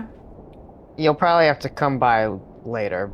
I Yeah. don't if everyone's like, okay, we're leaving, and then Gani stayed behind, Delos's brain is like, oh, she's gonna kill him. Yeah. Yeah, that makes sense. So he would be like, and you too, come on. Yeah. So Gani for now is mostly just taking notes and just kind of staying silent. Alright. We can get back to you in a second. Alright. While I'm also talking right now, I'm sorry, but can we take a break? I really have to use the bathroom. Yeah, we can take a small Yeah. break. Thank you. Bye. Bye. Hi. And everyone else, think about if you want to do anything before we move on. And we're back. Hi. Hi. So, has everybody thought about if they want to say or ask anything to Synthus in the situation or to anyone else in the room?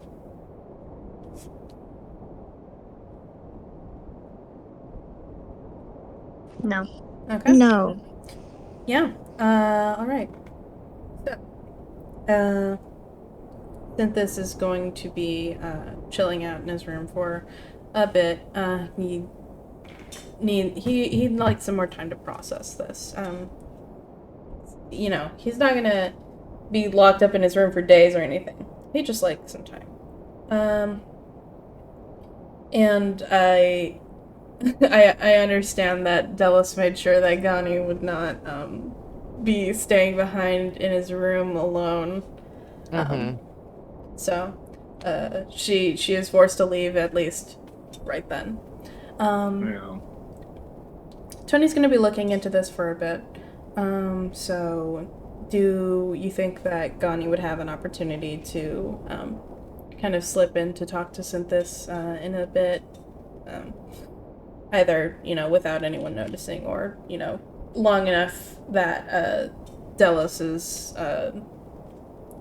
fucking mama bear instincts calm down. I'm imagining she comes back like a little later, not like waiting around the corner for everyone to go away and sneak in. Mm-hmm.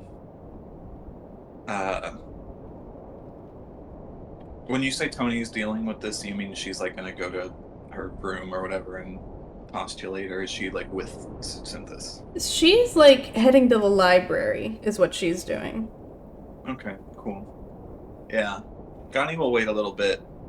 And then go to Synthus's room. Okay. I think by this time Synthus would have calmed down a bit more. Probably.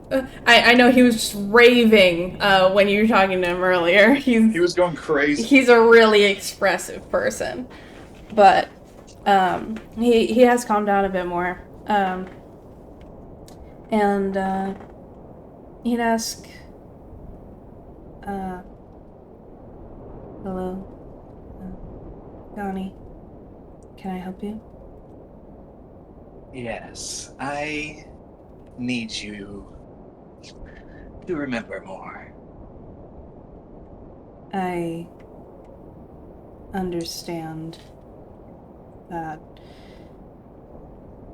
if my memories have any relevance to the study, it's very important for me to remember as much as I can, but I ask that you understand that there's nothing I can do at the time. Yes, I understand there's not much more you can do, but I'm hoping maybe to help trigger some memories potentially. You believe you have a way of doing that? I have a couple methods. Have you run any of these methods by Miss Tony? No, I have not. It's nothing invasive, I can assure you. Well, as long as it doesn't interfere with the treatment plan that Miss Tony has me on, I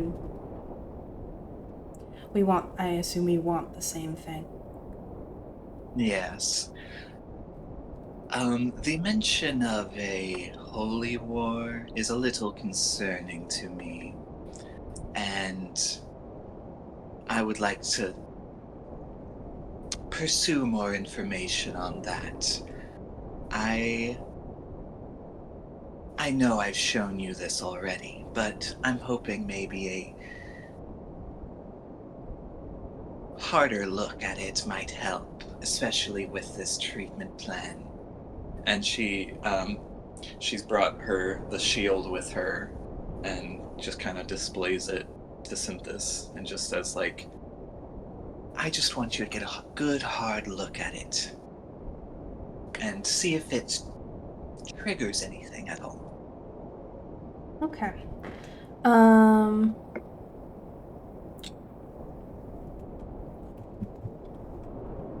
Alright. Let me see. What a freak. That's what I'm saying. CYNTHUS didn't say that. He's just looking at it. That's me talking. What did you say? I think I just said, okay, let's see. Oh, okay. I said what a freak. Yeah. About Connie. Oh, yeah, she is a freak. Okay.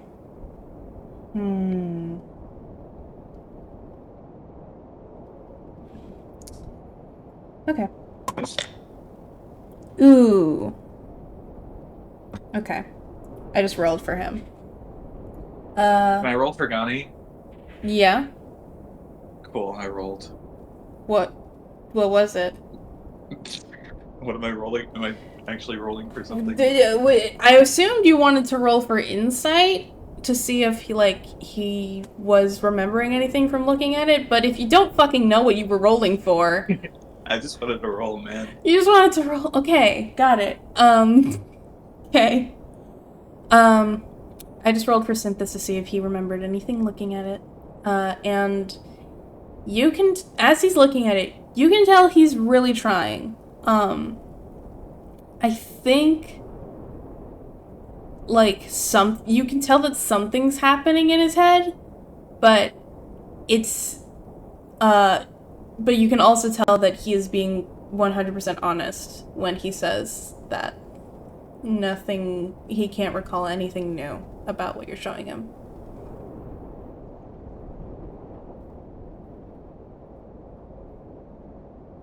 That's fine.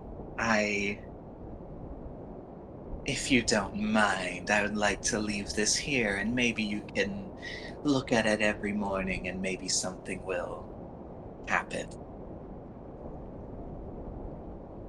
I don't see why not. I will try to make sure nothing happens to it in the meantime, and I'll let you know. I'd appreciate that. And she just sets it against the wall across from his bed. Mm-hmm. I would also like to ask a couple questions. Sure. Does the name Bahamut mean anything to you? Does that trigger anything? Rolling.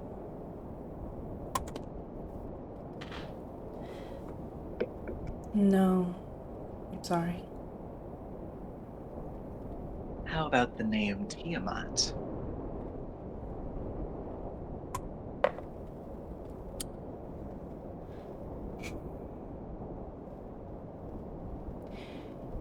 You can see a small look of recognition flash in his eyes, and he says, "She's an evil entity, I think."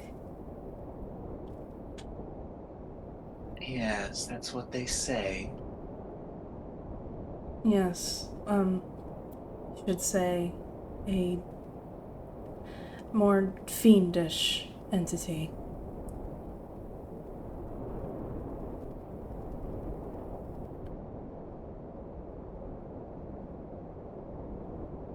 I don't know any more than that.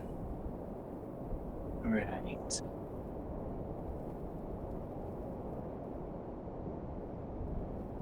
And none of this is stirring any extra memories of this holy war or this religious group? Do you believe that it might have something to do with this Tiamat or Bahamut?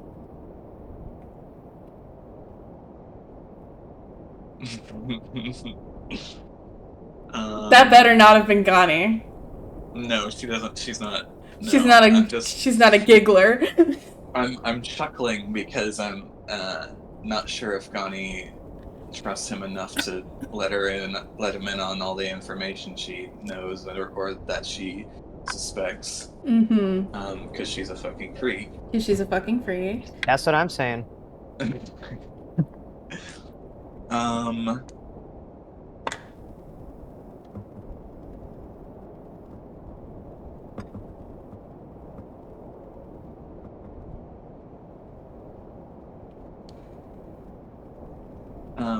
She says, you are free to do your own investigation, but I do believe there is a potentiality of some relation of Bahamut specifically to these memories that have come to you recently. Interesting. And what makes you think that?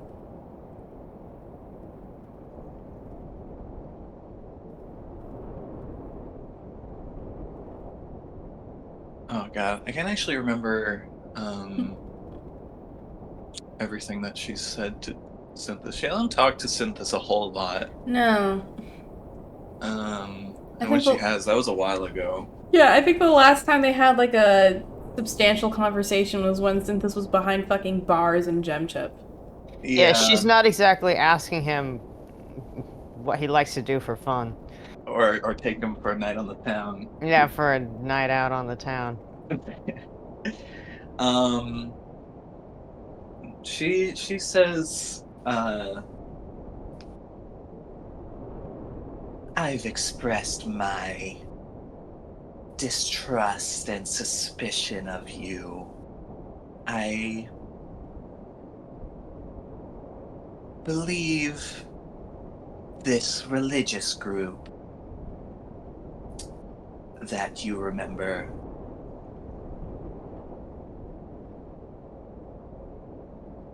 I believe they are responsible for this trend of memory loss. And somehow this Bahamut is involved. And if so, there might be some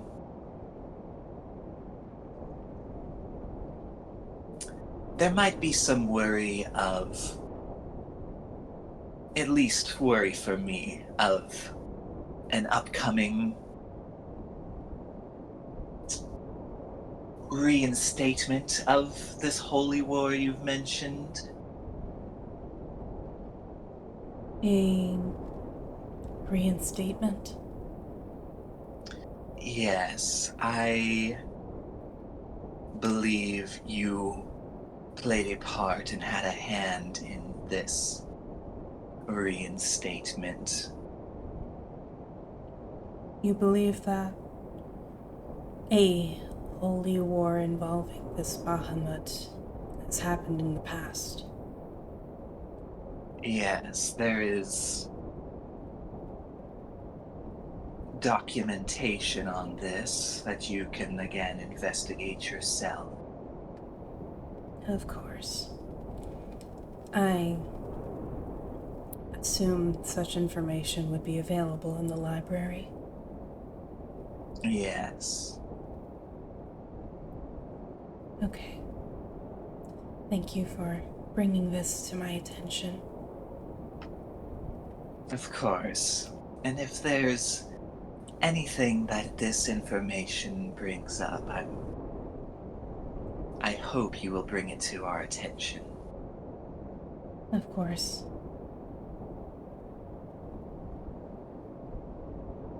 Alright. Is that all? Gani's gonna put an alarm on his door again. Just for him. She's so irritating. Okay, What so... did he even do? So, Alarm What was just... What did he even do? Yeah. Oh, he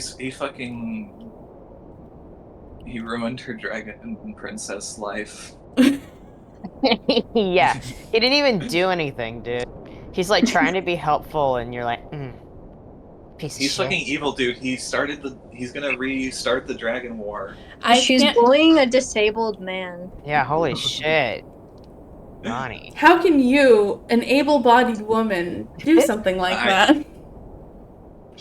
What are you gonna Disabled on do? disabled Refute it? violence. What are you gonna do? Refute it, Val?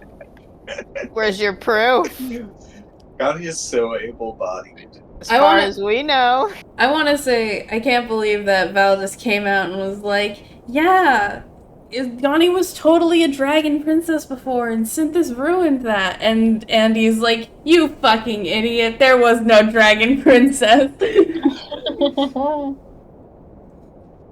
We've been gaslighting you the whole time. We've been Nobody gaslighting believes you that into shit. thinking that Gani was a dragon princess, you Yeah, freak. What are you talking about with Dragon Princess? What is that? What are you saying? Oh my god.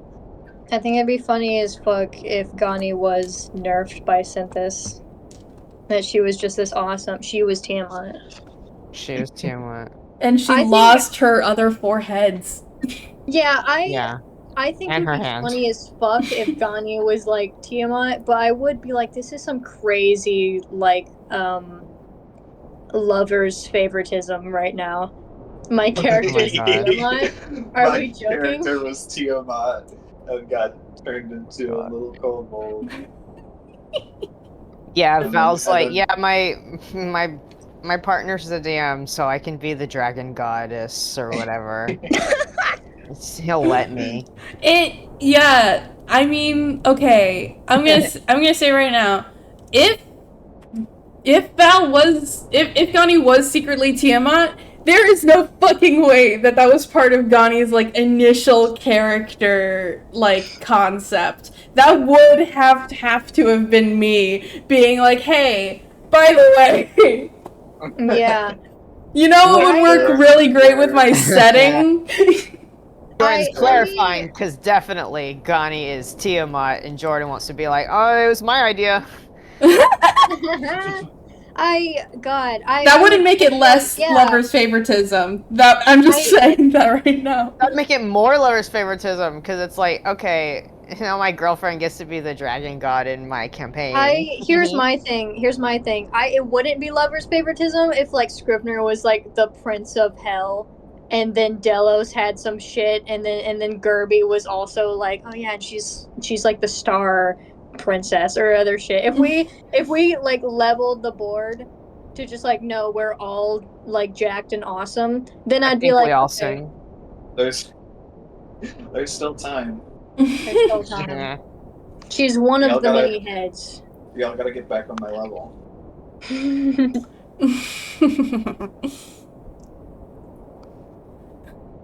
All right. But yeah, I'm sure like well, I'm not sure, but if Synthus does just leave his room to go get lunch or something, that will trigger it. Yeah, I was gonna say, I think that Synthus was like just ready to leave anyway. So I think he would think to like follow Gani out and like go their separate ways after that.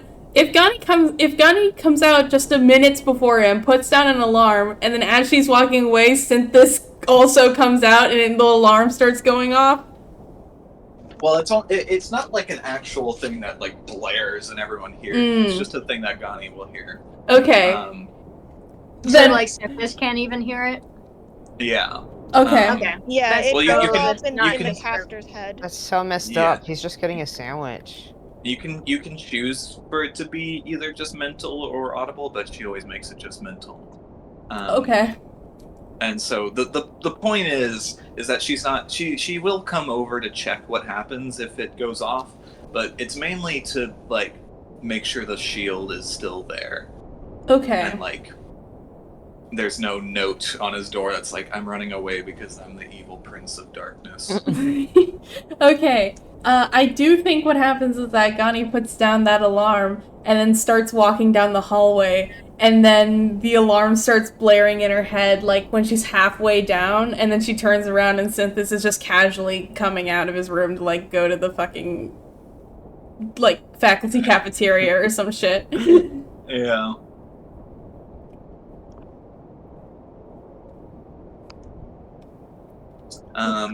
Whether or and not she resets it.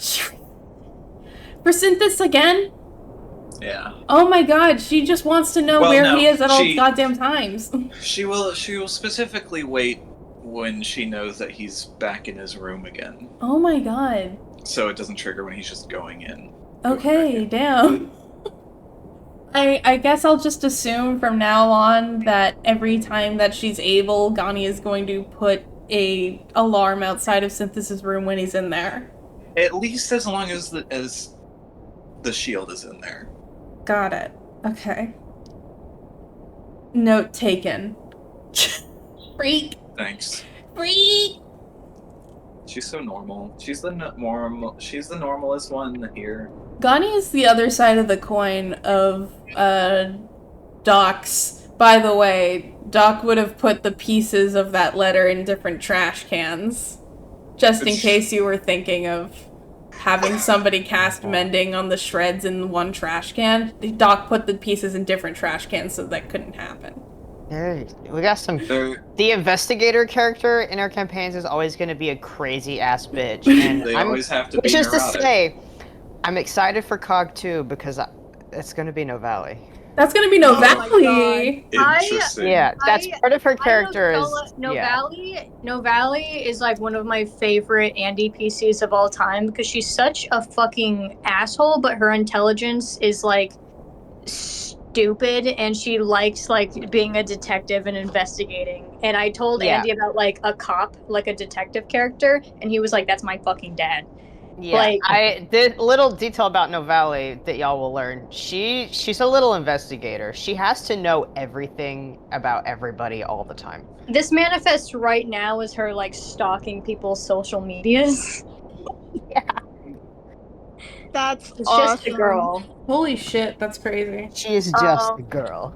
I'm so excited to welcome you into the fold of paranoia. Yeah. Yeah. The neurotic detective. Yeah, put Doc, Gani, and No Valley in a group, and you're like, what the fuck do these people have in common? It's that they're re-triggering the alarm spell 5 times. Yeah, No God. Valley's very smart. I like that about her.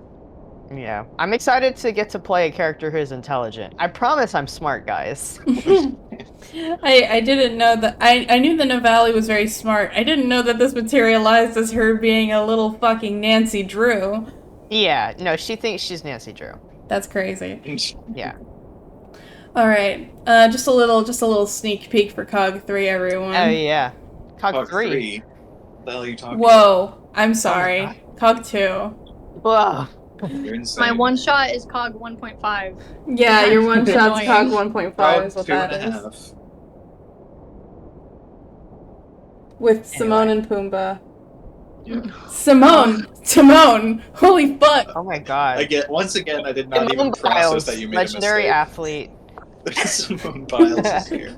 So Simone, good for her. She transitioned. and became a athlete.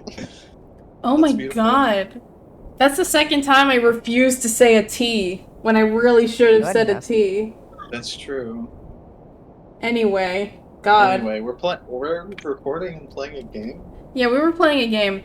Oh, yeah. So, yeah. Does anyone else want to do anything before Tony comes back with everyone's mission for the day? I want my mission so fucking bad. Oh, Everyone a sit mission. down, please. I want a mission. Alright, are we sure? Are we sure? Yeah, please. Yes. Okay, Yeah. alright. I don't know anymore, actually. Okay. Alright, I'm gonna give it to you. Tony would, track all of you down again and, let you guys know. This would be a few hours later, where, she would say that she was trying to find everything that she could on her own. Let me roleplay this. So, in regards to what CYNTHUS has remembered and how it may relate to our investigation, I attempted to find any word of any conflict that are currently being had by any religious groups that I am aware of. I would have assumed such a thing from the Church of Valora. However, everything that we know of Valora's worship right now seems to be very scattered. Valora, for those of you who are unaware, is a goddess of adventure and she's one of the more popular combat-oriented gods. And so I looked into how that could work with what we're looking for, but it seems that there's no organized attempt to fight off fiends or to fortify a civilization or anything like that. So I don't believe that is what we're looking for. After a few hours of study, I elected to consult Dr. Argent Temmink on the situation, and she has suggested that we consult a local town. It's a bit far from Astglow. It is about a day and a half travel away. The town is called Refuge. It is semi-recently been founded. It is less than 100 years old. It is largely populated by people who had negative experiences with various religious groups, and it is kind of as the name suggests, a refuge for people of the like. And so Dr. Argent has gone there before to study the people there and their experiences as part of a larger research study that has since concluded. So she has connections there. She is willing to use those connections to put in a good word about me and allow me to investigate any talk of a holy war amongst their ranks. I am letting you all know and am extending a proposal that we travel there and see what we can find.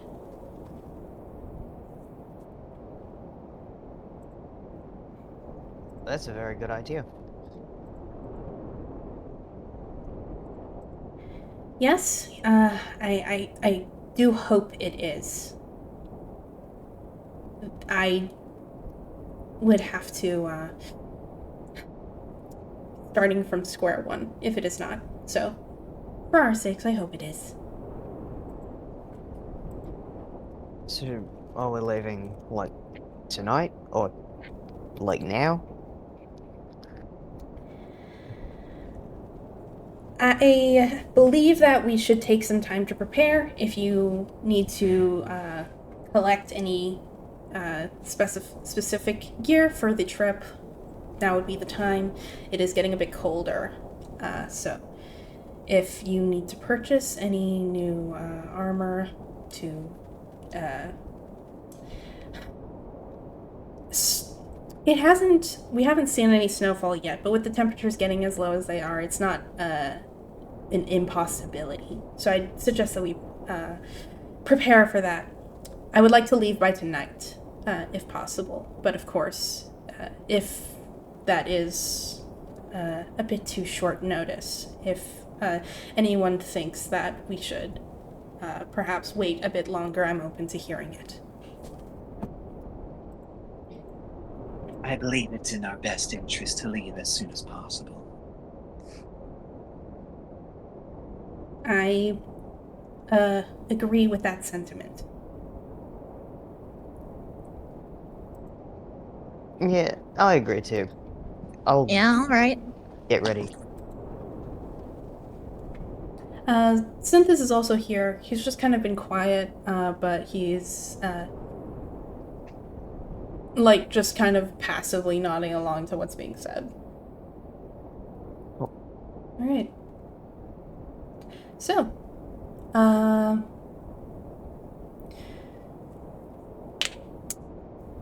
right. Yeah. So before you guys canonically set off, you guys can try to, if you want any new weapons for the trip, if you want to look into anything, buy anything, if you just wanted to, like, give your character a winter outfit, now is also the time. That's so funny. It's kind of yeah. funny. I switch up my normal cloak for, like, a thicker, warmer cloak. There we go. It looks exactly the same. It looks a little different. Hmm. But he's still rocking a nose sleeve shirt under there. Oh, for sure. I think Just Scrivener. a leather armor.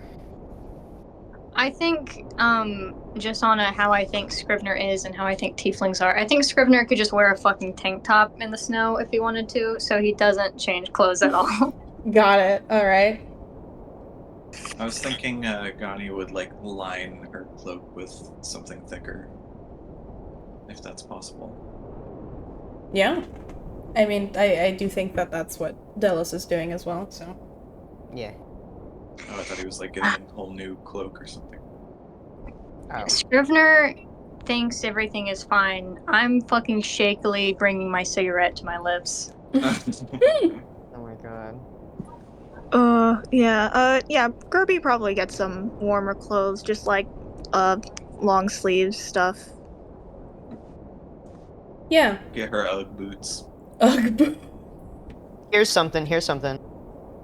My cloak, it is a different cloak. It's a brand new one. It has a fur collar. Whoa. He's so I fucking. still hate him. No, he's cool. He's cool, man. It looks pretty cool. What color is it? Is the cloak still black? What color is the fur? Give me the 411. I think yeah, the cloak is still black. The fur is probably like dark gray. Cool. Yeah, it's pretty awesome. He's kind of a cool guy. Kind of cool guy. Except he's not. And I hate him. Except he's not. All right. We have our outfits. Do any of us have like equipment that we want to look through? I think we're good with our current setup. Yeah. Yeah, I'm good with my shit. Yeah, all right.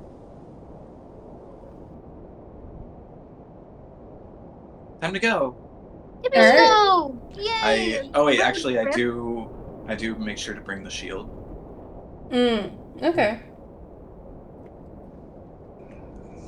Alright.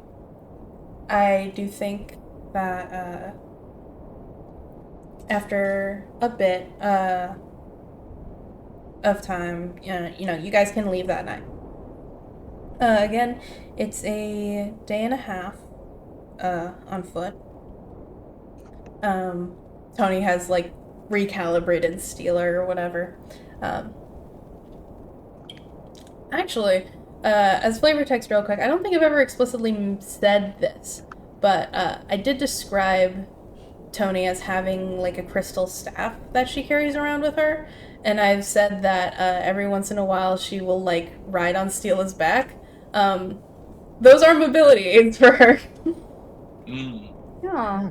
That's cool. I think after a few days of, traveling with her and, seeing her pretty much every day at the university, this would become kind of obvious. She can. That's as to why she cared so much about Gani getting accessibility. Yeah. She can walk without those things, but she usually does. Kind of, you get the idea that her stamina might not be that good without it. But yeah. So, you guys can head off. You guys are heading somewhere north. Asklo is on the coastline, so, there are, like, beaches and stuff, but it is, again, the middle of November, so, not exactly, tourist season. So you guys are walking, traveling along the coastline pretty much. And again, it's pretty cold. Thankfully, you're by the ocean, which kind of normalizes the temperature quite a bit. So again, snowing is unlikely, but, safe than sorry. And yeah, you guys are traveling... Wait, did I say north? I meant south. You guys are traveling south. Oh. Interesting. Yeah. So... it's largely uneventful. Again, it's, it's kind of chilly. There's a chill in the air. There's a chill in the air. There's a chill in the air. But yeah, you can, actually, hold on. What's everybody's passive perceptions right now? Have they changed since, you guys have Mine leveled is. up? Your Perception wisdom? Yeah, perception's a wisdom. I have a +4 wisdom now. A +4 to wisdom. Alright. My perception is a +0. My passive perception is 16. I don't know if it changed or not. That hasn't changed for her, no. My wisdom modifier is +3. I don't think that changed. +3? I do have it as something different here.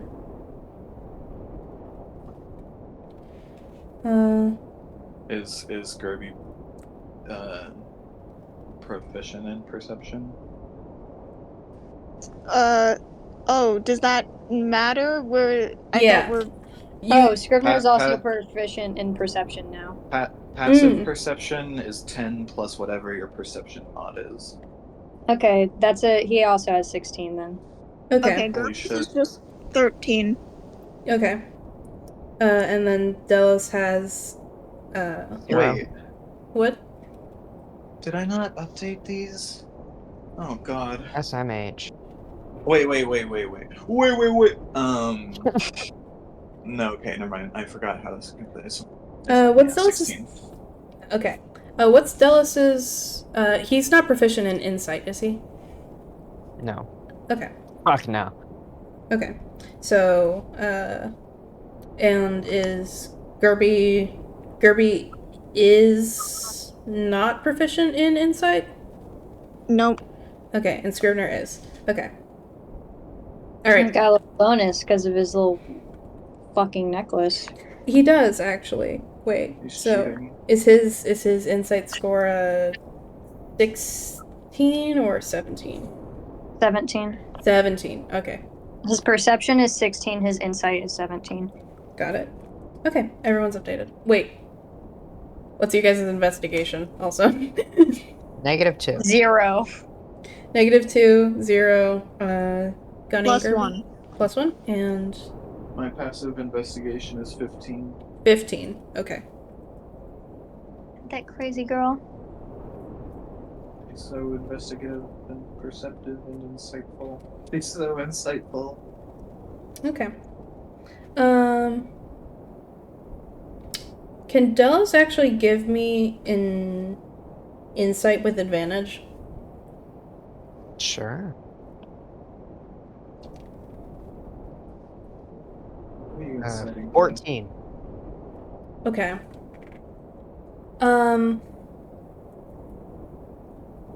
Okay. So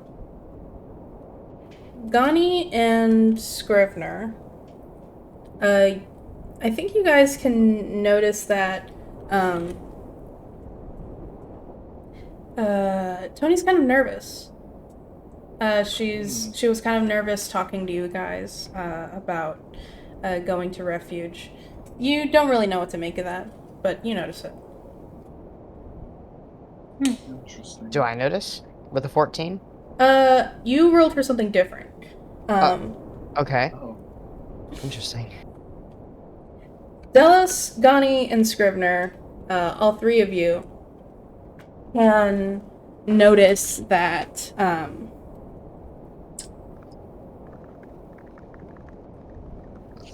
CYNTHUS is also nervous about this.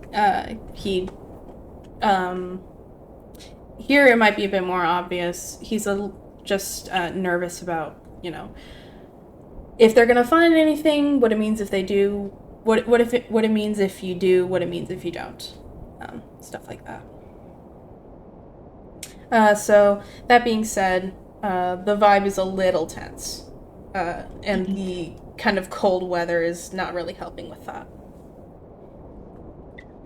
Oh.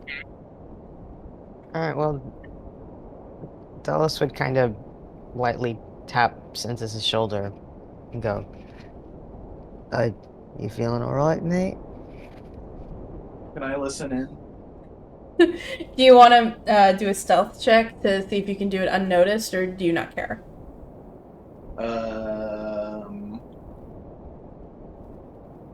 I don't care. Okay. Yeah. I'm just gonna try to walk closer. Yeah. I guess, and listen in. Sure. So Synthus would say, I'm doing all right. I'm feeling. I'm not sure how I'm feeling. I hope we find something. I'm sure there'll be something. And even if we don't find exactly what we're looking for, it would be surprising to me if we didn't find anything that could be helpful. He nods.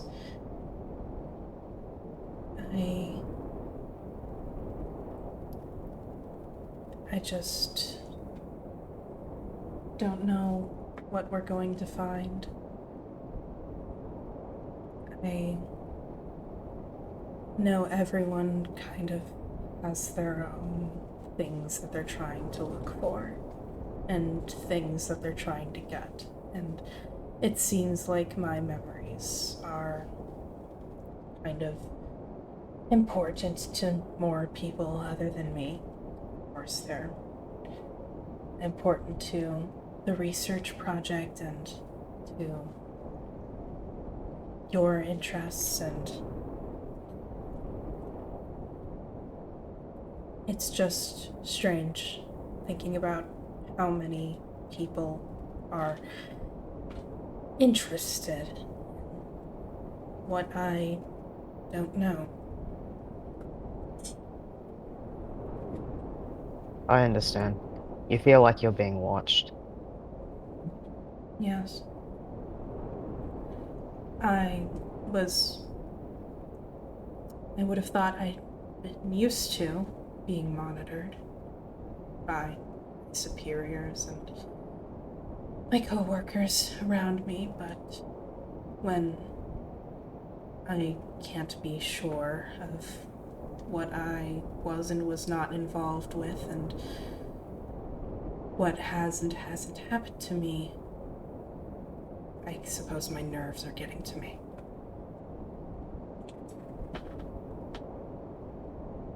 Well, whatever happens, just don't be afraid of anyone's expectations. That's whatever happens, whatever you remember, it's not your fault. I mean, the fact that you'll remember anything is very impressive. Just keep your head up, and I think we're just gathering the pieces to fit them into place. So you're doing all that you can do right now. Thank you. I appreciate that. Of course. Here, take this. And he pulls out just like a handful of an herb. If CYNTHUS smelled it, he'd probably be able to tell that it's sage. And Delos just like shoves it into one of CYNTHUS's pockets.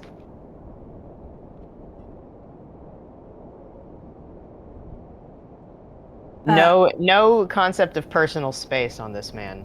Just Yeah. gets in there. I do think that he'd be a bit startled, and then would reach into his pocket and pull out a bit and like look at it, maybe recognize it. Thank you. Sorry, could you repeat that? My fucking earbuds fell out. Oh, yeah, no problem. He would be a bit startled, but he'd, take a little bit out of his pocket and recognize it. And he'd say, "Thank you. I'll try to find a better place for this other than loose in my pocket." Alright, well, as long as it's on your person, you should be fine. Of course. Thank you. It's good to know that there's something trying to keep me safe. Alright, well, we have to look out for each other. Yes. I'll look out for you as well. Thank you. Alright. CYNTHUS is feeling a bit better. Yay.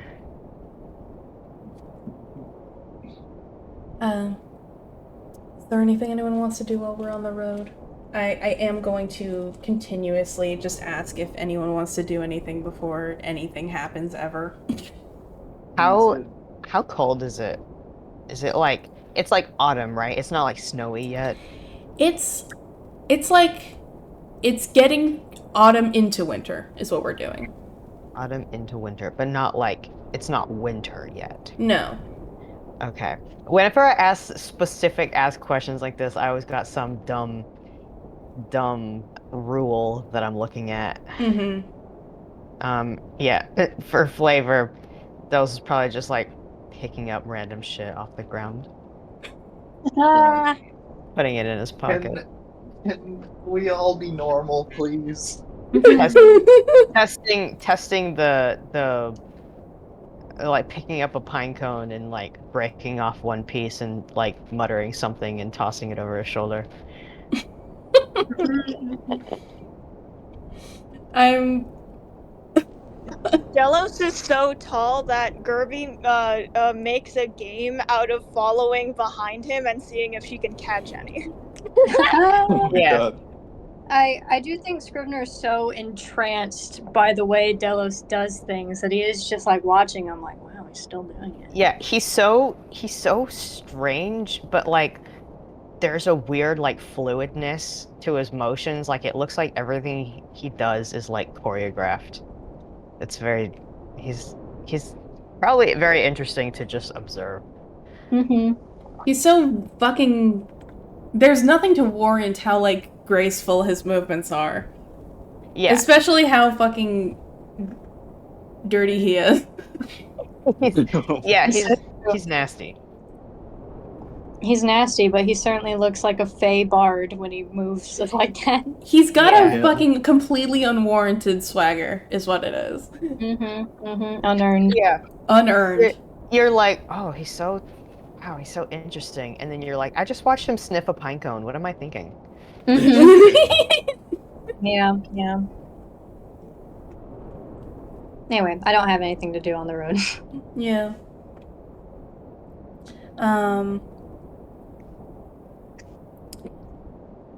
Yeah, while you guys are walking, again, it is, a day and a half. It is a day and a half on the road. Since you're on the coastline, there's not a lot of, like, woods around. You can see some kind of off in the distance, but you can also see, like, the ocean on the horizon. You're not close enough to exactly, like, hear the waves, but you can see it. I don't think many of you spent a lot of time near the sea. Maybe Delos a little bit. But, yeah. You guys have been closer to the ocean than you have, probably in a while, maybe at all. I don't know if any of your characters have thoughts on that at all. It's just something I thought about recently.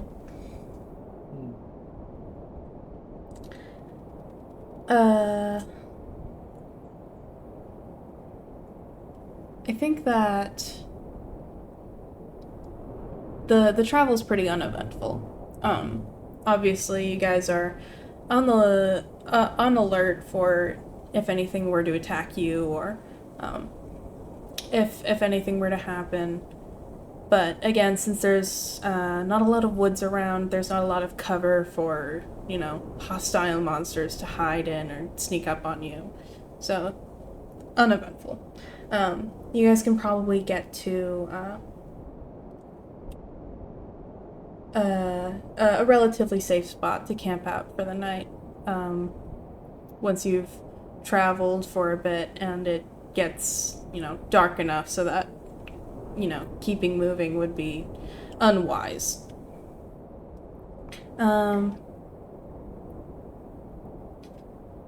While you guys are set up, eventually I do think some travelers come down the road. Kill them. What? Huh? Kill them? They're suspicious. It's sus What immediately. what are they doing traveling down the road? The Suspicious. paranoid freaks in the group. No, I'm just kidding. Let me get random name generator up in here because I didn't name these people. I got Paul, John, George, and Ringo. Oh my god, are they all walking in a line? They're all Thirkeen. Paul, John, what? George and Ringo. Oh. Yeah, they're Where's the Thirkeen, just walking in a line. What are Beatles? Where the Beatles? Yo, where the Beatles? Let me see. Where the Beatles? We have the Beatles. Have I told you my? We won't get into this on whatever. But have I told you my terrible like Beatles like bit that I do? It's not vaguely funny. familiar. I don't know. Okay, well, if someone remembers later, you can bring it up or choose not to bring it up. Yeah, I don't remember your fucking Beatles bit. It's not that funny. Okay. Yeah. Two travelers come down the road. They don't have any vehicles or animals with them. It just seems to be two people. This is actually really noticeable. Is this like After we were like all settled in and like going to bed and shit. Probably not when you're going to bed, but you guys have set up camp by now, maybe in the middle of setting it up. Stuff like that. Okay. Yes. Let me see how I want to describe this.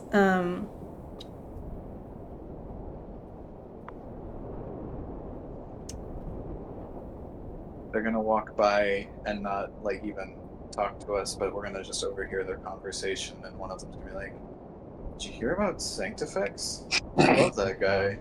And the other one's gonna go, "Really?" The other guy's gonna go, "Really? I hate that guy." Okay. They actually do approach your camp. Oh Christ. They seem to be moving in the same direction that you were, but yeah, they do approach your camp. There's a man and a woman. The man is wearing a very thick coat, and kind of has wrappings on his arm. It's Am I ready in action? Yes. Shut up. I'm just doing what Gani will do. No, She'll have usually I'm like, oh my god, she's so irritating, but I am like, yeah, you ready to action. yeah. If I want to know what these two people look like. I'm sorry, I just quickly, if people are approaching our camp off the road, then Gani's gonna ready her crossbow, not pointed at them. I was but... literally thinking that. We're so twinsies right now. Delos and Gani need to get along. I also do that. God, yeah. Okay, you guys both I just have my hand on the hilt. yep, you guys Yeah. both In my have cloak. your hands on your crossbows as these Right. two people are approaching you. The man is pretty tall. Not as tall as Delos, but, you know, tall. He is wearing a very thick coat, and he has wrappings on his arms. He kind of has like a almost burly build. And the woman is pregnant. Pretty late into her pregnancy. She doesn't look like she's about to get into labor anytime soon, but she's visibly pregnant. And they come up to your camp pretty tired looking. And the woman says, hello, I'm sorry to bother you, but if you don't mind, could we perhaps, if we can't camp with you for the night, if there's any loose bedrolls that you have or anything, me and my husband, we're trying to get to refuge, but we're very low on supplies.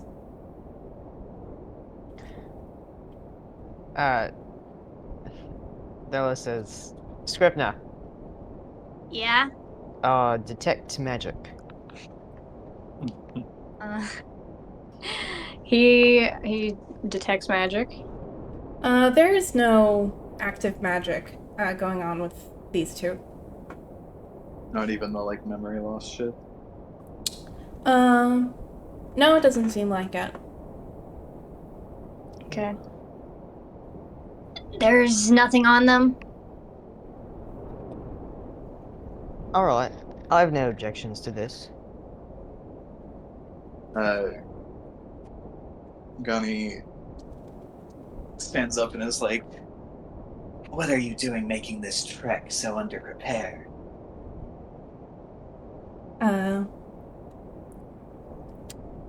She says,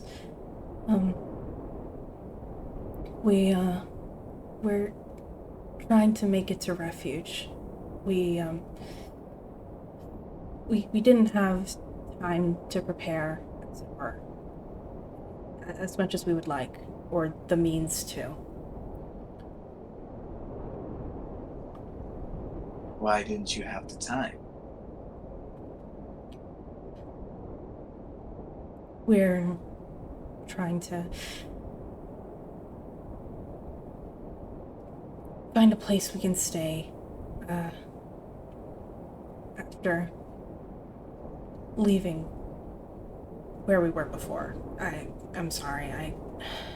It's just hard to get into right now. No, there's no need to explain yourself. Delos walks forward and kind of puts a hand on either of their arms, if y'all can imagine that. Because we're also heading to refuge, so please stay with us for just for tonight. We should be there by tomorrow.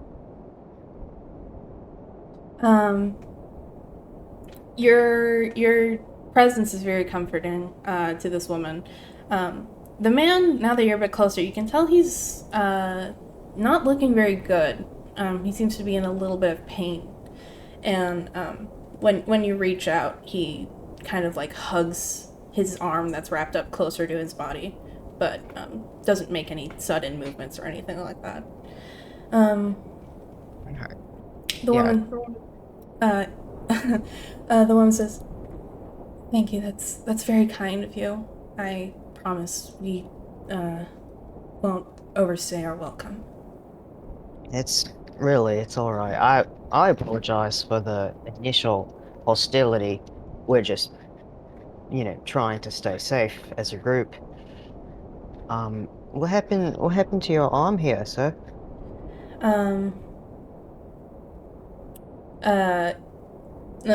The man's eyes meet yours, and he just kind of makes a face, and he says,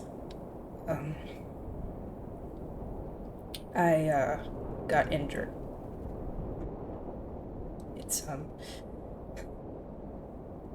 It's nothing serious. I can handle it.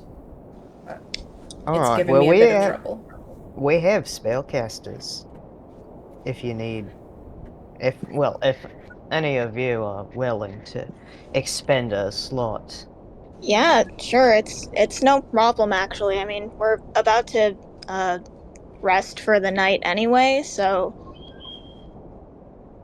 The man goes, "That's very kind of you, but unless there's anything you can do about the pain, I don't think there's much that can be done." Can I do a medicine check to see if I can do anything about the pain? Yeah. Sure. Okay. Where's my 20? I have a +6 to medicine.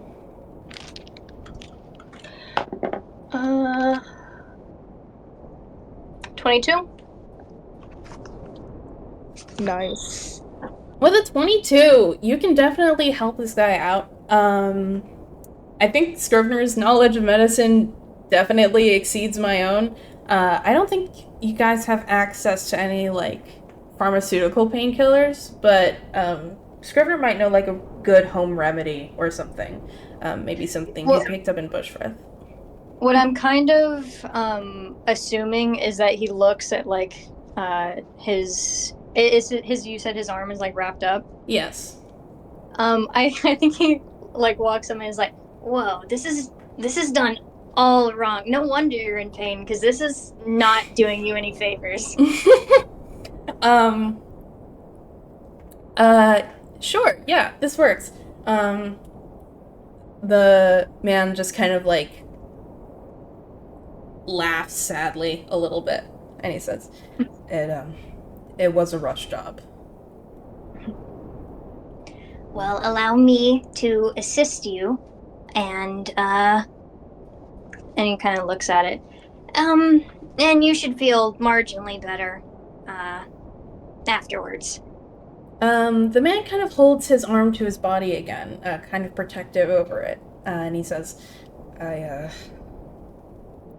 I'm not sure about that. It's not exactly pretty. Oh, I don't mind. I've dealt with plenty of not pretty things before. I just don't want to scare anyone. Kind of tilts his head. With your injury? Yes. Well, give me a chance to be scared.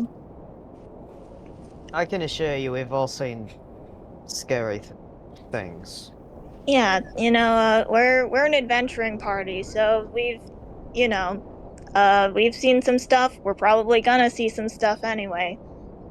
You're fine, man. Okay. Is it possible if, could maybe use a tent for a bit? Just, just the two of us, sir, if that's alright.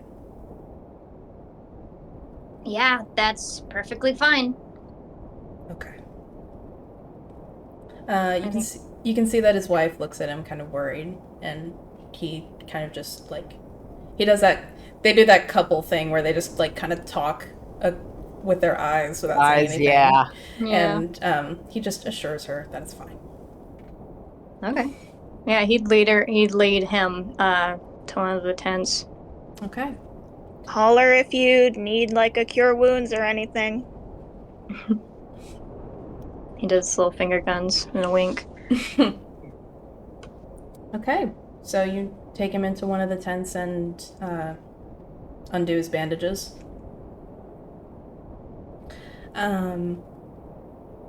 He lets you do this because, you talked about it and he expressed what he wanted to and you assured him it'd be fine. So he lets you do this. As you do this, you don't see any blood or anything. Once you start undoing the bandages, what you do see is scales. His arm has scales, like, embedded into the skin. And it doesn't look like they're growing naturally from the skin. It looks like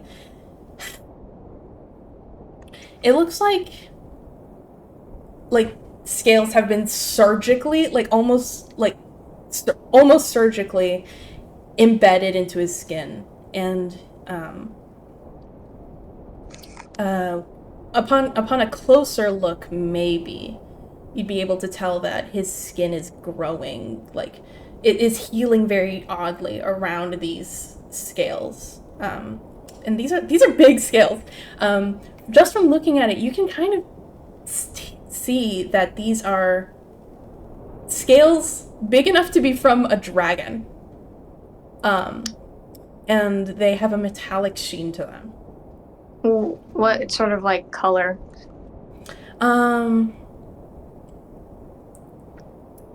It's like a yellowy orange.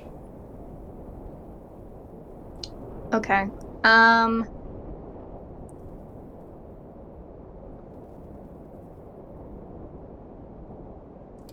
And and that's just on his arm. If you were to look at his hand, you would see that his fingernails are also growing into an inhuman kind of shape. These two are humans, by the way. They're growing into this kind of inhuman shape of almost like claws. Okay. Scrivener tries to mask his surprise at this. I think he, just kind of tries to start fixing up his bandages and maybe makeshift a splint, whatever he thinks he needs. But he would be like, so, what happened there? The man is very clearly looking off to a wall or something, not meeting your eyes. And he says, "This is something I sustained from where we were living before. Kind of why we had to leave."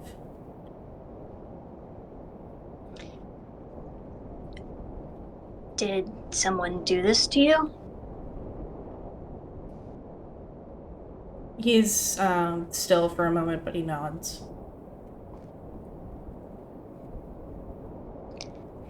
What were they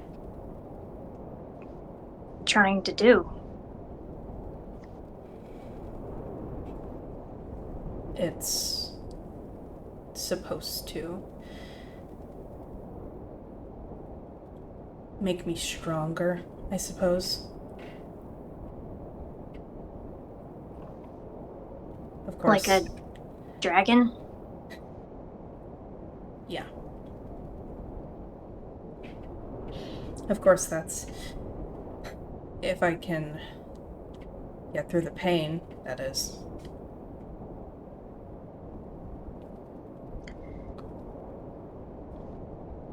Then I'm assuming this wasn't of your own accord if you're running away from all that. Unless it was, and now you regret it.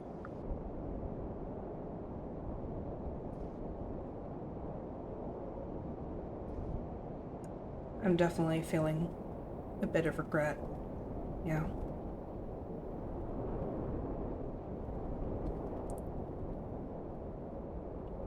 Well, where are you from?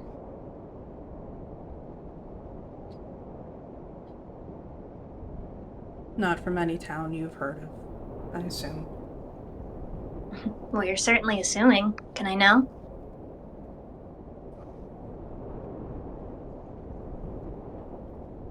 Didn't really have a name. We were a community in service to a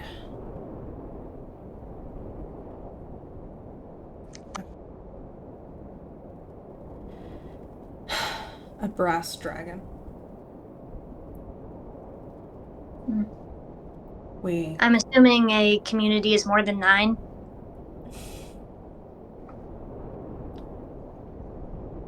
Weird question. Yeah. Bit more than 9.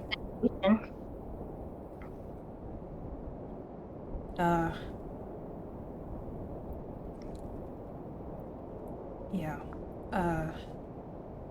We didn't exactly have a town as much as we just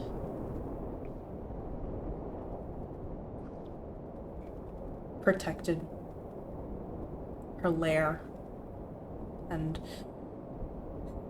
fought on her behalf, things like that.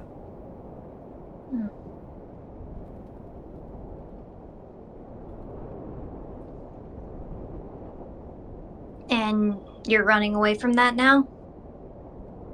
He nods. Is there no,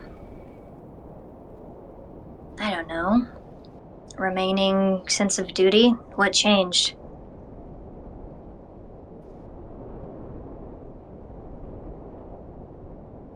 My wife, Aiden. She hated seeing me in pain over this. And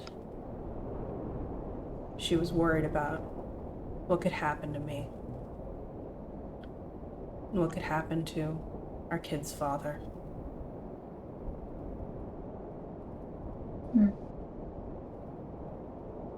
Well, that's very noble of you. Is your dragon going to... Well, you left in a hurry, so I guess there would be consequences. I can hope not, but that's all I have. I can't imagine the dragon herself would follow us out, but the others, maybe.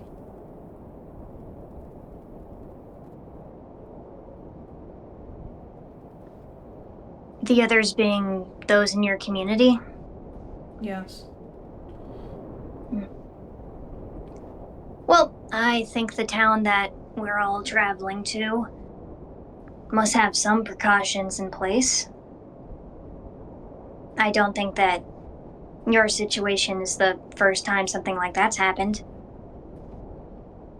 That's what we're hoping for. And besides, the people who we worship are a lot more important than us. We're entirely replaceable. Scrivener.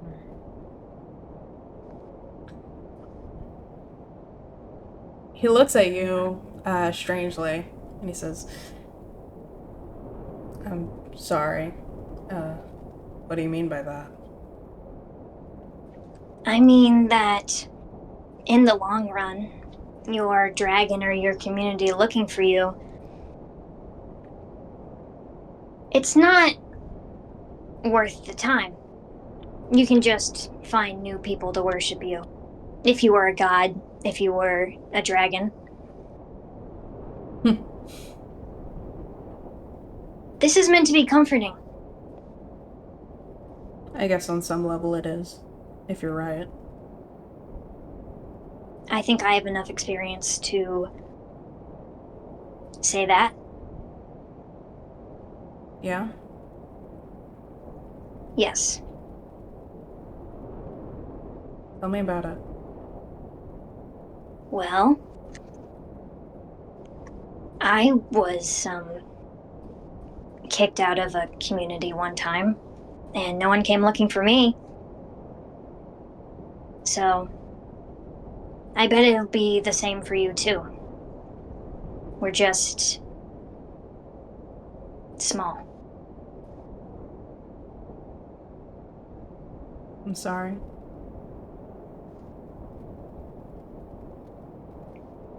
In your It's okay. case, I'm assuming, at least, that part of you maybe wanted to be looked for. I think part of me might want to be looked for too.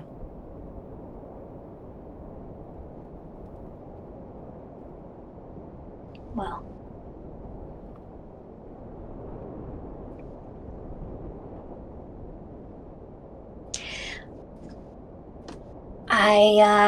I think you'll feel better soon. I've fixed up your little situation here. It's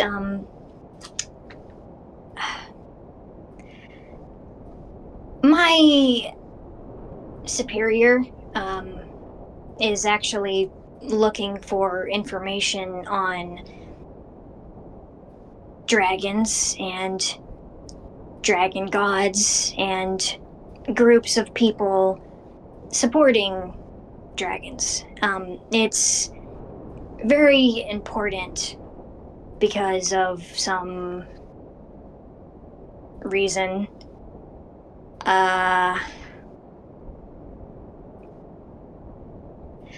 Honestly, I don't pay attention that much when they talk about it. But is Tony here? She's with us, right? Yeah, she was, she's outside near the campsite. Obviously not in the tent with you. Okay. He would say, yeah, so she has scientific stuff to do about dragons and gods and worshiping, yada yada. And I think that it would be helpful if she knew about this. So, in return for me doing this for you, I'm gonna tell her about it. He smiles. I hope you get why I'm worried about that. Oh yeah, no, I understand, but she's super trustworthy. And, all this science you're talking about, none of it's gonna hurt me or my wife or anyone If there, she... right?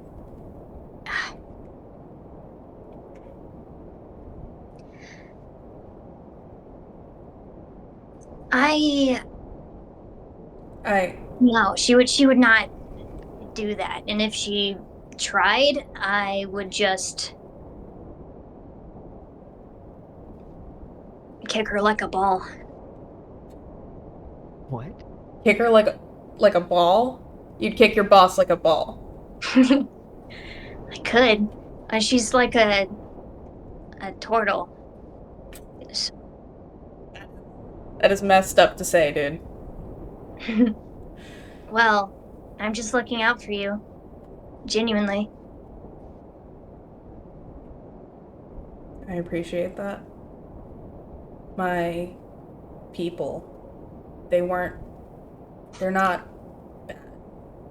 They're not evil. They don't hurt people on purpose.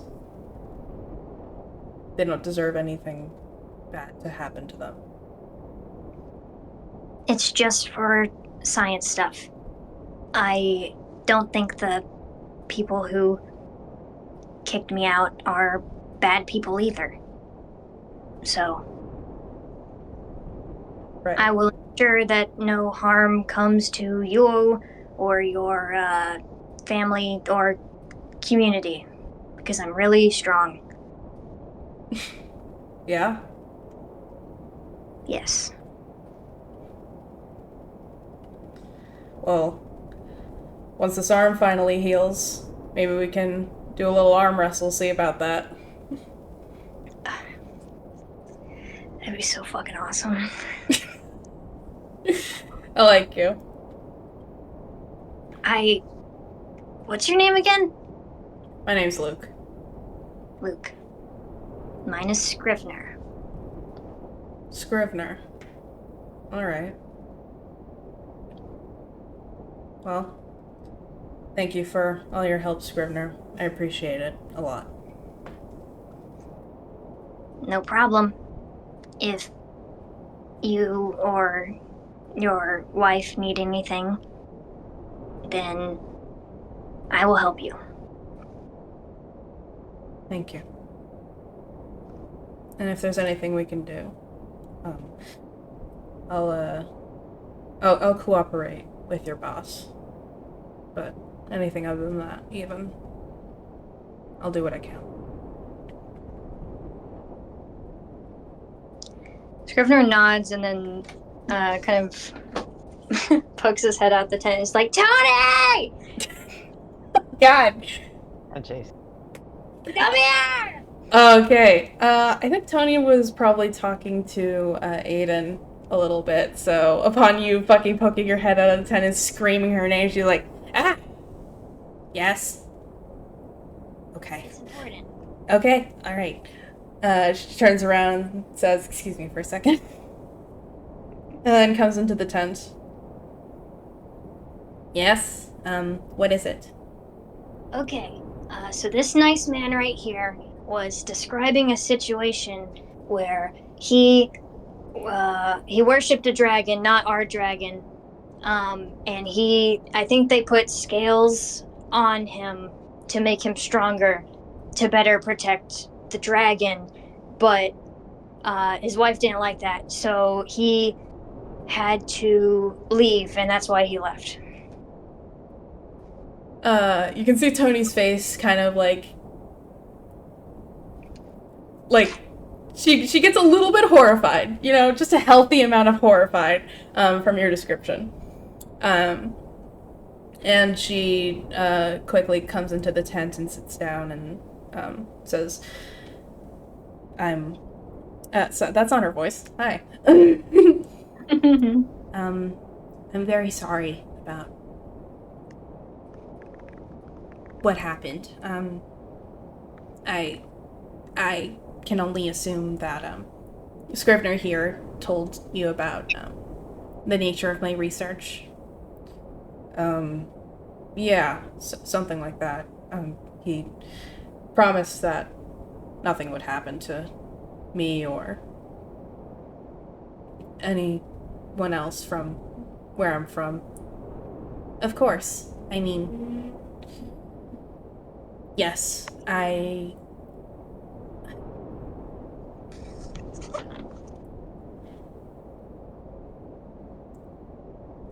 I'm sorry, Scrivener, you said not our dragon? Who's our dragon? The Are you in reference to the red dragon that was sighted, or are you in referencing to Bahamut, metallic god of dragons? the red one. The red. Okay, got it. The memory dragon. Yes, right, of course. She turns back to Luke. We have no reason to seek your people out, especially not at the moment. And in doing so, we would do so with extreme precaution, without any intent to hurt anyone there.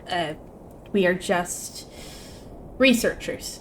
We aren't warriors. Right. Of course.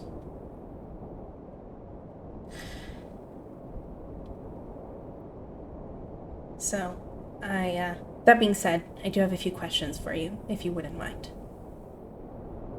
Yeah. Would you like to ask my wife a few things too? Probably, yes.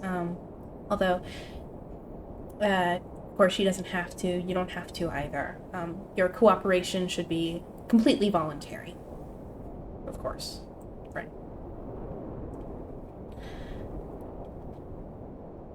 And, yeah. So, I think Tony would probably ask you, Scrivener, to step out. Just so it's not too crowded. And Tony would ask quite a few questions just about, like,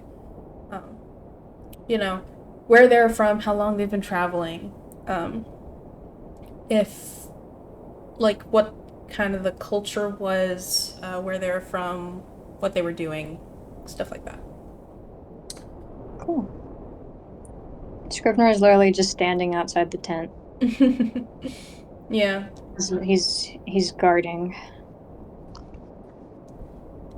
Yeah. So,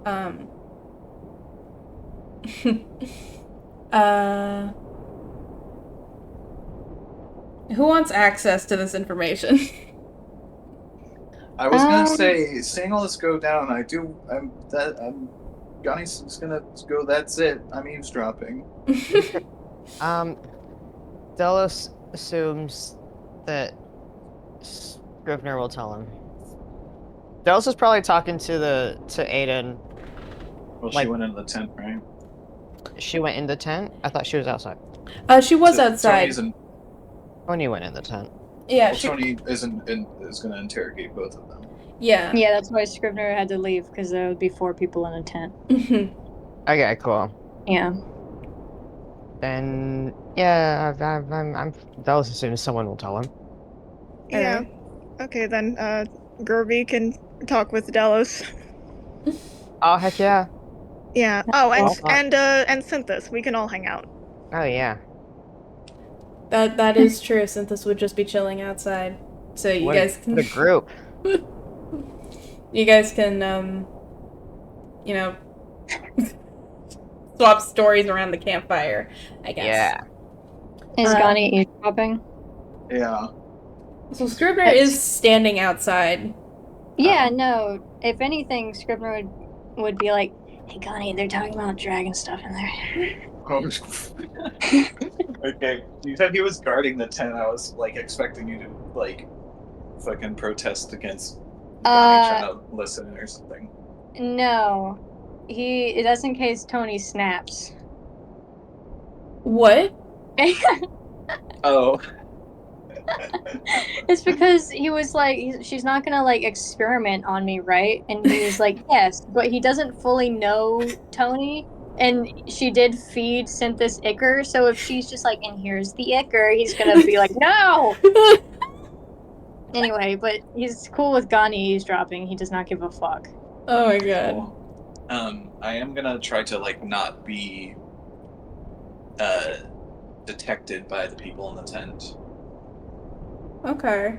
I guess roll me a stealth. Alright. I'm gonna say with advantage since you're on the outside of the tent, and Yay, there's I love no advantage. there's no direct like line of sight. Where'd my D20 go? Hello? Did you eat it? What? Huh? Did you drop it? What? No. No? Wait. Where's my D6? What the fuck? Wait. My sense of humor is so stupid because I had to stop myself from saying, "Can I negate that advantage by having Della say, oh, Gani, you having a listen there, eh?" But I was like, don't do that. Just let her have it. Oh my god! I had 2 D20s, which I was excited to use for when I need to do advantage or disadvantage, but I only have one now, so I guess I'll just have to roll it twice. Where is your other D20? I don't know. I'll look for it in a you- little bit. Oh though. shit! I have it. I'm sorry. Andy, I got it right mysteriously here. D20 Andy. shaped. The D20. You already had one on your desk, and I thought I was like, "Is Oh, this yeah. the next one?" You can have the extra one, I guess. I'll just roll Okay. twice. Thanks. I'm sorry. I'll give it back.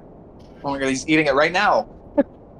Oh my god! I'm reading it. That is a 24 still. Sam. Yeah, they don't notice her. Wow. Scrivener blinks and then Gani's gone. Yeah, so Scrivener leans down and is like, hey, they're talking about dragon stuff in there. And then she's fucking, like, she just looks at him and then evaporates. She leaves, like, a dust cloud behind. He was. You see, like, he a was, ching in her eye.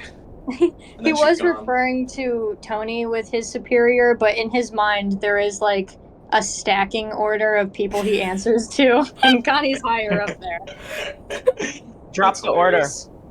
Yeah. in chat. Okay. Alright, Scrib, drop the order. Drop yeah, the I order. can do that. Alright, yep, Gani can listen in and not be over, and like, you know, not make it obvious that she's listening to kind of anyone. Like, I was gonna say the Scrivener is gonna know that she's eavesdropping, and like, other people who, like, look might be able to, but not with a fucking 24, I don't know. With the 24, I think that Scrivener can assume that she's listening in, but isn't 100% sure because he can't see her.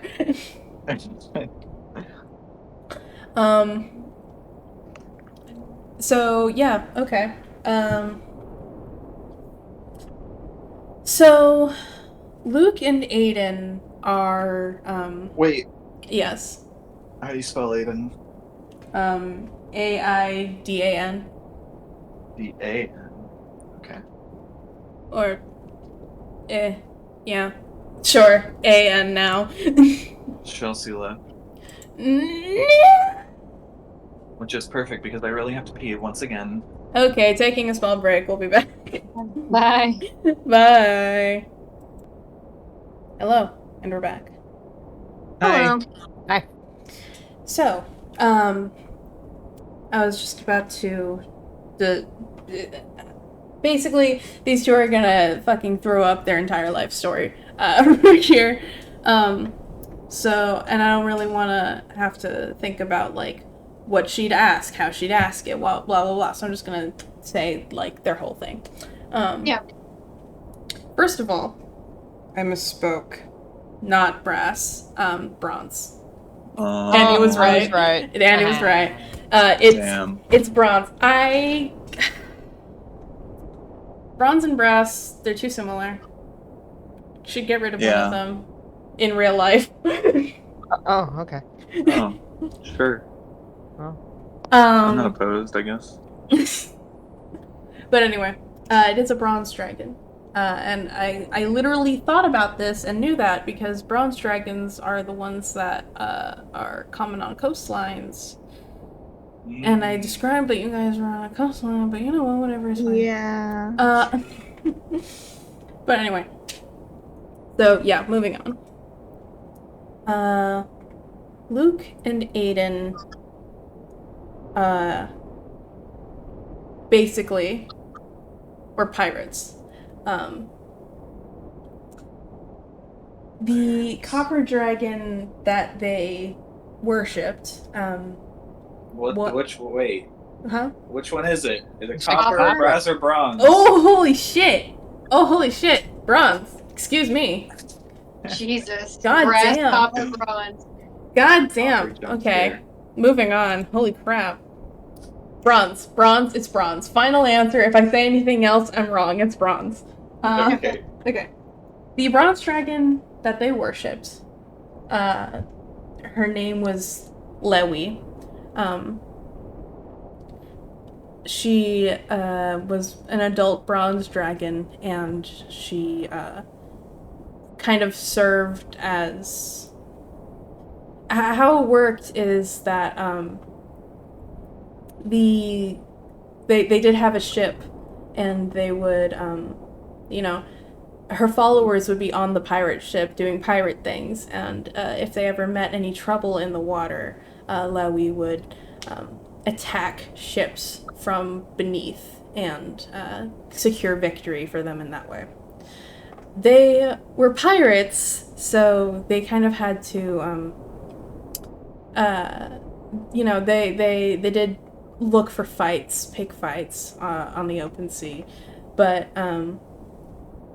they didn't pillage, they didn't murder indiscriminately, they didn't attack ships that looked like they had just civilians on them, anything like that. They saw themselves as kind of like almost Robin Hood-like figures. They saw themselves as, striking down, tyranny, kind of like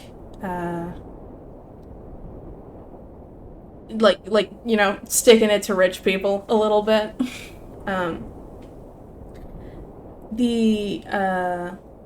Lewi saw herself as, a force of good in the world, and encouraged her followers to follow her image and to regard her with reverence.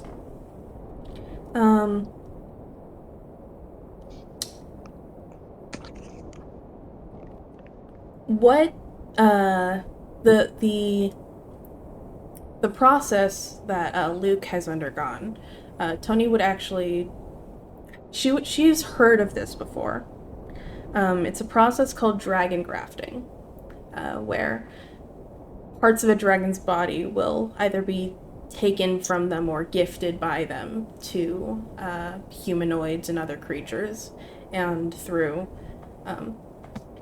surgery and magical rites, these parts can be fused onto humanoid bodies. This has been done with varying levels of success.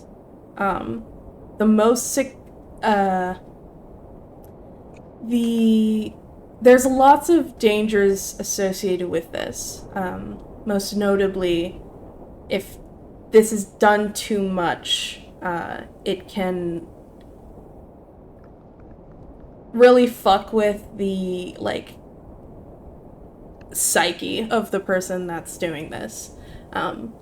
It can kind of, it kind of has that kind of, drunk on power effect, and can kind of just make people turn into, these, mindless,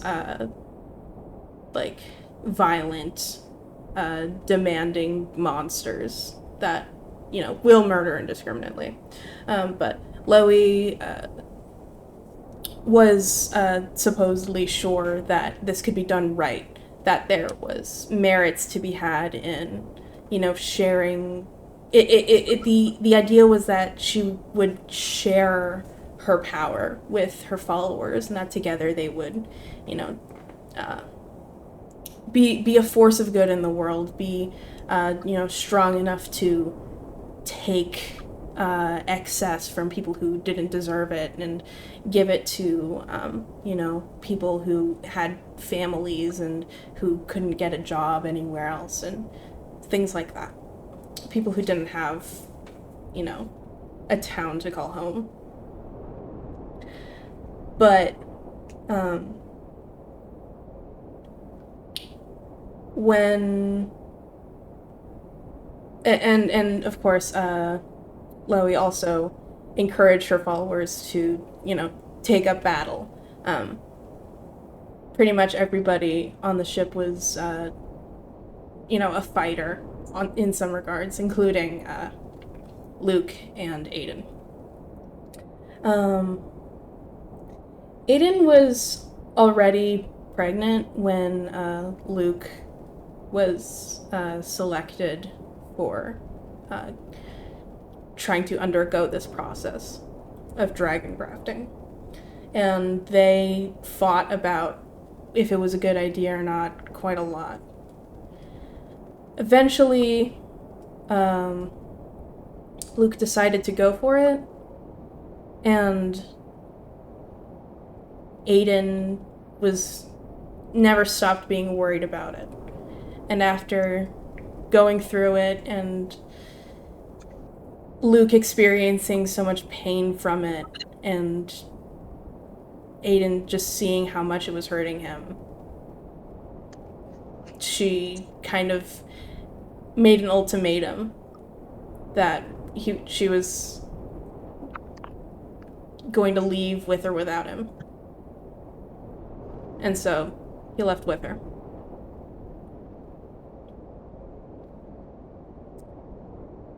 They've been going from town to town for a while.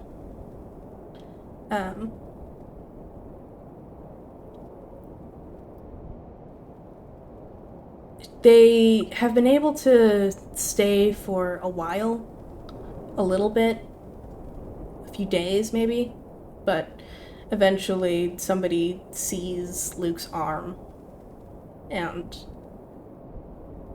they just can't handle the weird looks that they get, and they can't chance somebody deciding that Luke is too much of a danger to have around and something happening to their family. So when they heard that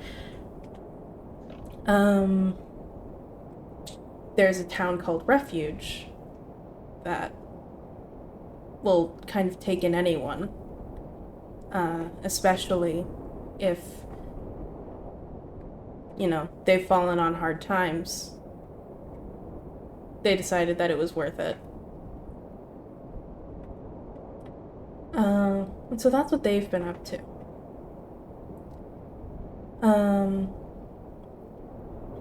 In regards to Tony asking about any sort of holy war, if that they may be involved in. Well, first of all, she would ask that, and second of all, they would answer that, they were pirates, they were taught how to fight, but who they were fighting was always just sort of nebulous. It wasn't very targeted. They don't think that, they know what she's looking for exactly. And Tony would accept that. And just kind of, assure them that they're gonna be alright. That, no matter what happens, they should be able to find resources to help them, especially Aiden with her pregnancy and Luke with the effects of what might be happening to his body. And Tony would say that they're free to travel with them to refuge until they get there. And they'd appreciate that. And that's basically it. I do think that Gani would get this information. I don't know how much of it she really cares about exactly. I was gonna ask, first of all, how do you spell Lewy? Is it Lewi? Lewi. And also, do I recognize this name? You don't recognize this name, no. Okay. They didn't go to dragon school together. They didn't go to dragon school together. Didn't even go to dragon school either. But yeah, I don't know exactly how much she'd care about this, but I think she'd get most of that. Scrivener, maybe, as well, since he's just standing right outside. I don't know how much he's listening, though. He's listening because he's interested, not because he's, like, scouring for information, so he gets the gist. Yeah. And that's all. I'm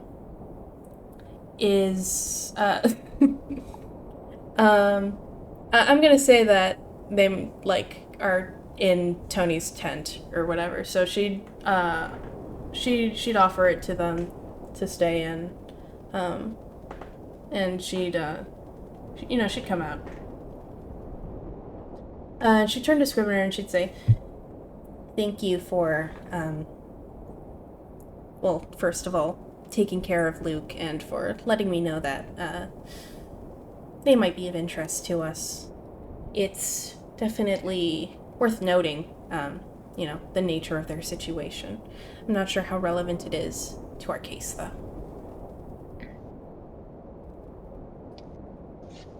Well, I'm glad I let you know. Yes. I believe they will be traveling with us, the rest of the way to refuge. As long as... And she kind of turns, and notices that Gani's not there. The rest of you don't have a problem with that. Did Gani go somewhere?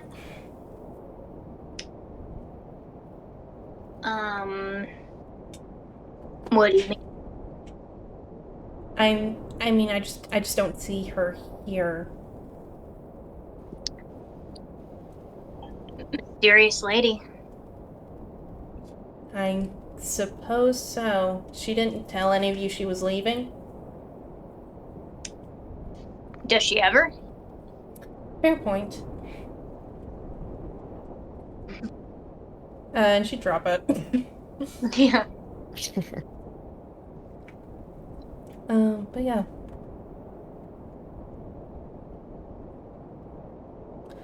Other than that, I don't think anything of note happens.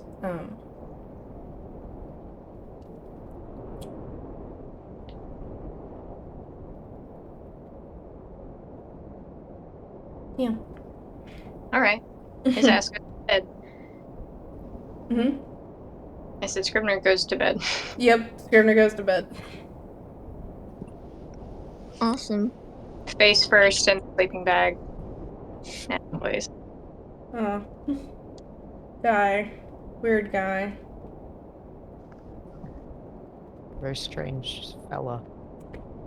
You're right. Does anyone have anything they want to do before we go to morning? This is my new voice now. No. I'm No. good. I can't handle an entire campaign with... And then the people... Alright. Give me just a second. I need to Okay. Alright. get something a little... I need to get something straight. What? Gani does do primeval awareness before we go to Oh, sleep. yeah. Okay. Gani does primeval awareness, everything checks out. Luke is giving off some draconic vibes. Got it. He's giving off some draconic vibes, and it's a little weird. It's not as clear as oh, bless you. Bless you. Thank you. Bless you. Thank you. It's not as clear as like if Tony were in the radius, which she is, but you know, if Tony's in the radius, it pretty clearly registers that there is a dragon in the area. With Luke in the radius, it's like almost as if a dragon were like blinking in and out. It's kind of weird. But yeah, he registers. Everything seems to check out. Interesting.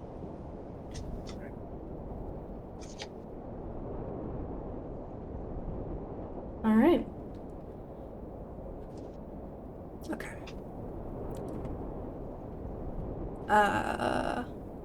Yeah, I have to. Blow up. What? Huh? Now time for them to blow up. Now it's time for them to blow up. They blow up in the night. It's horrible. There's fire. There's blood. They're dead. No.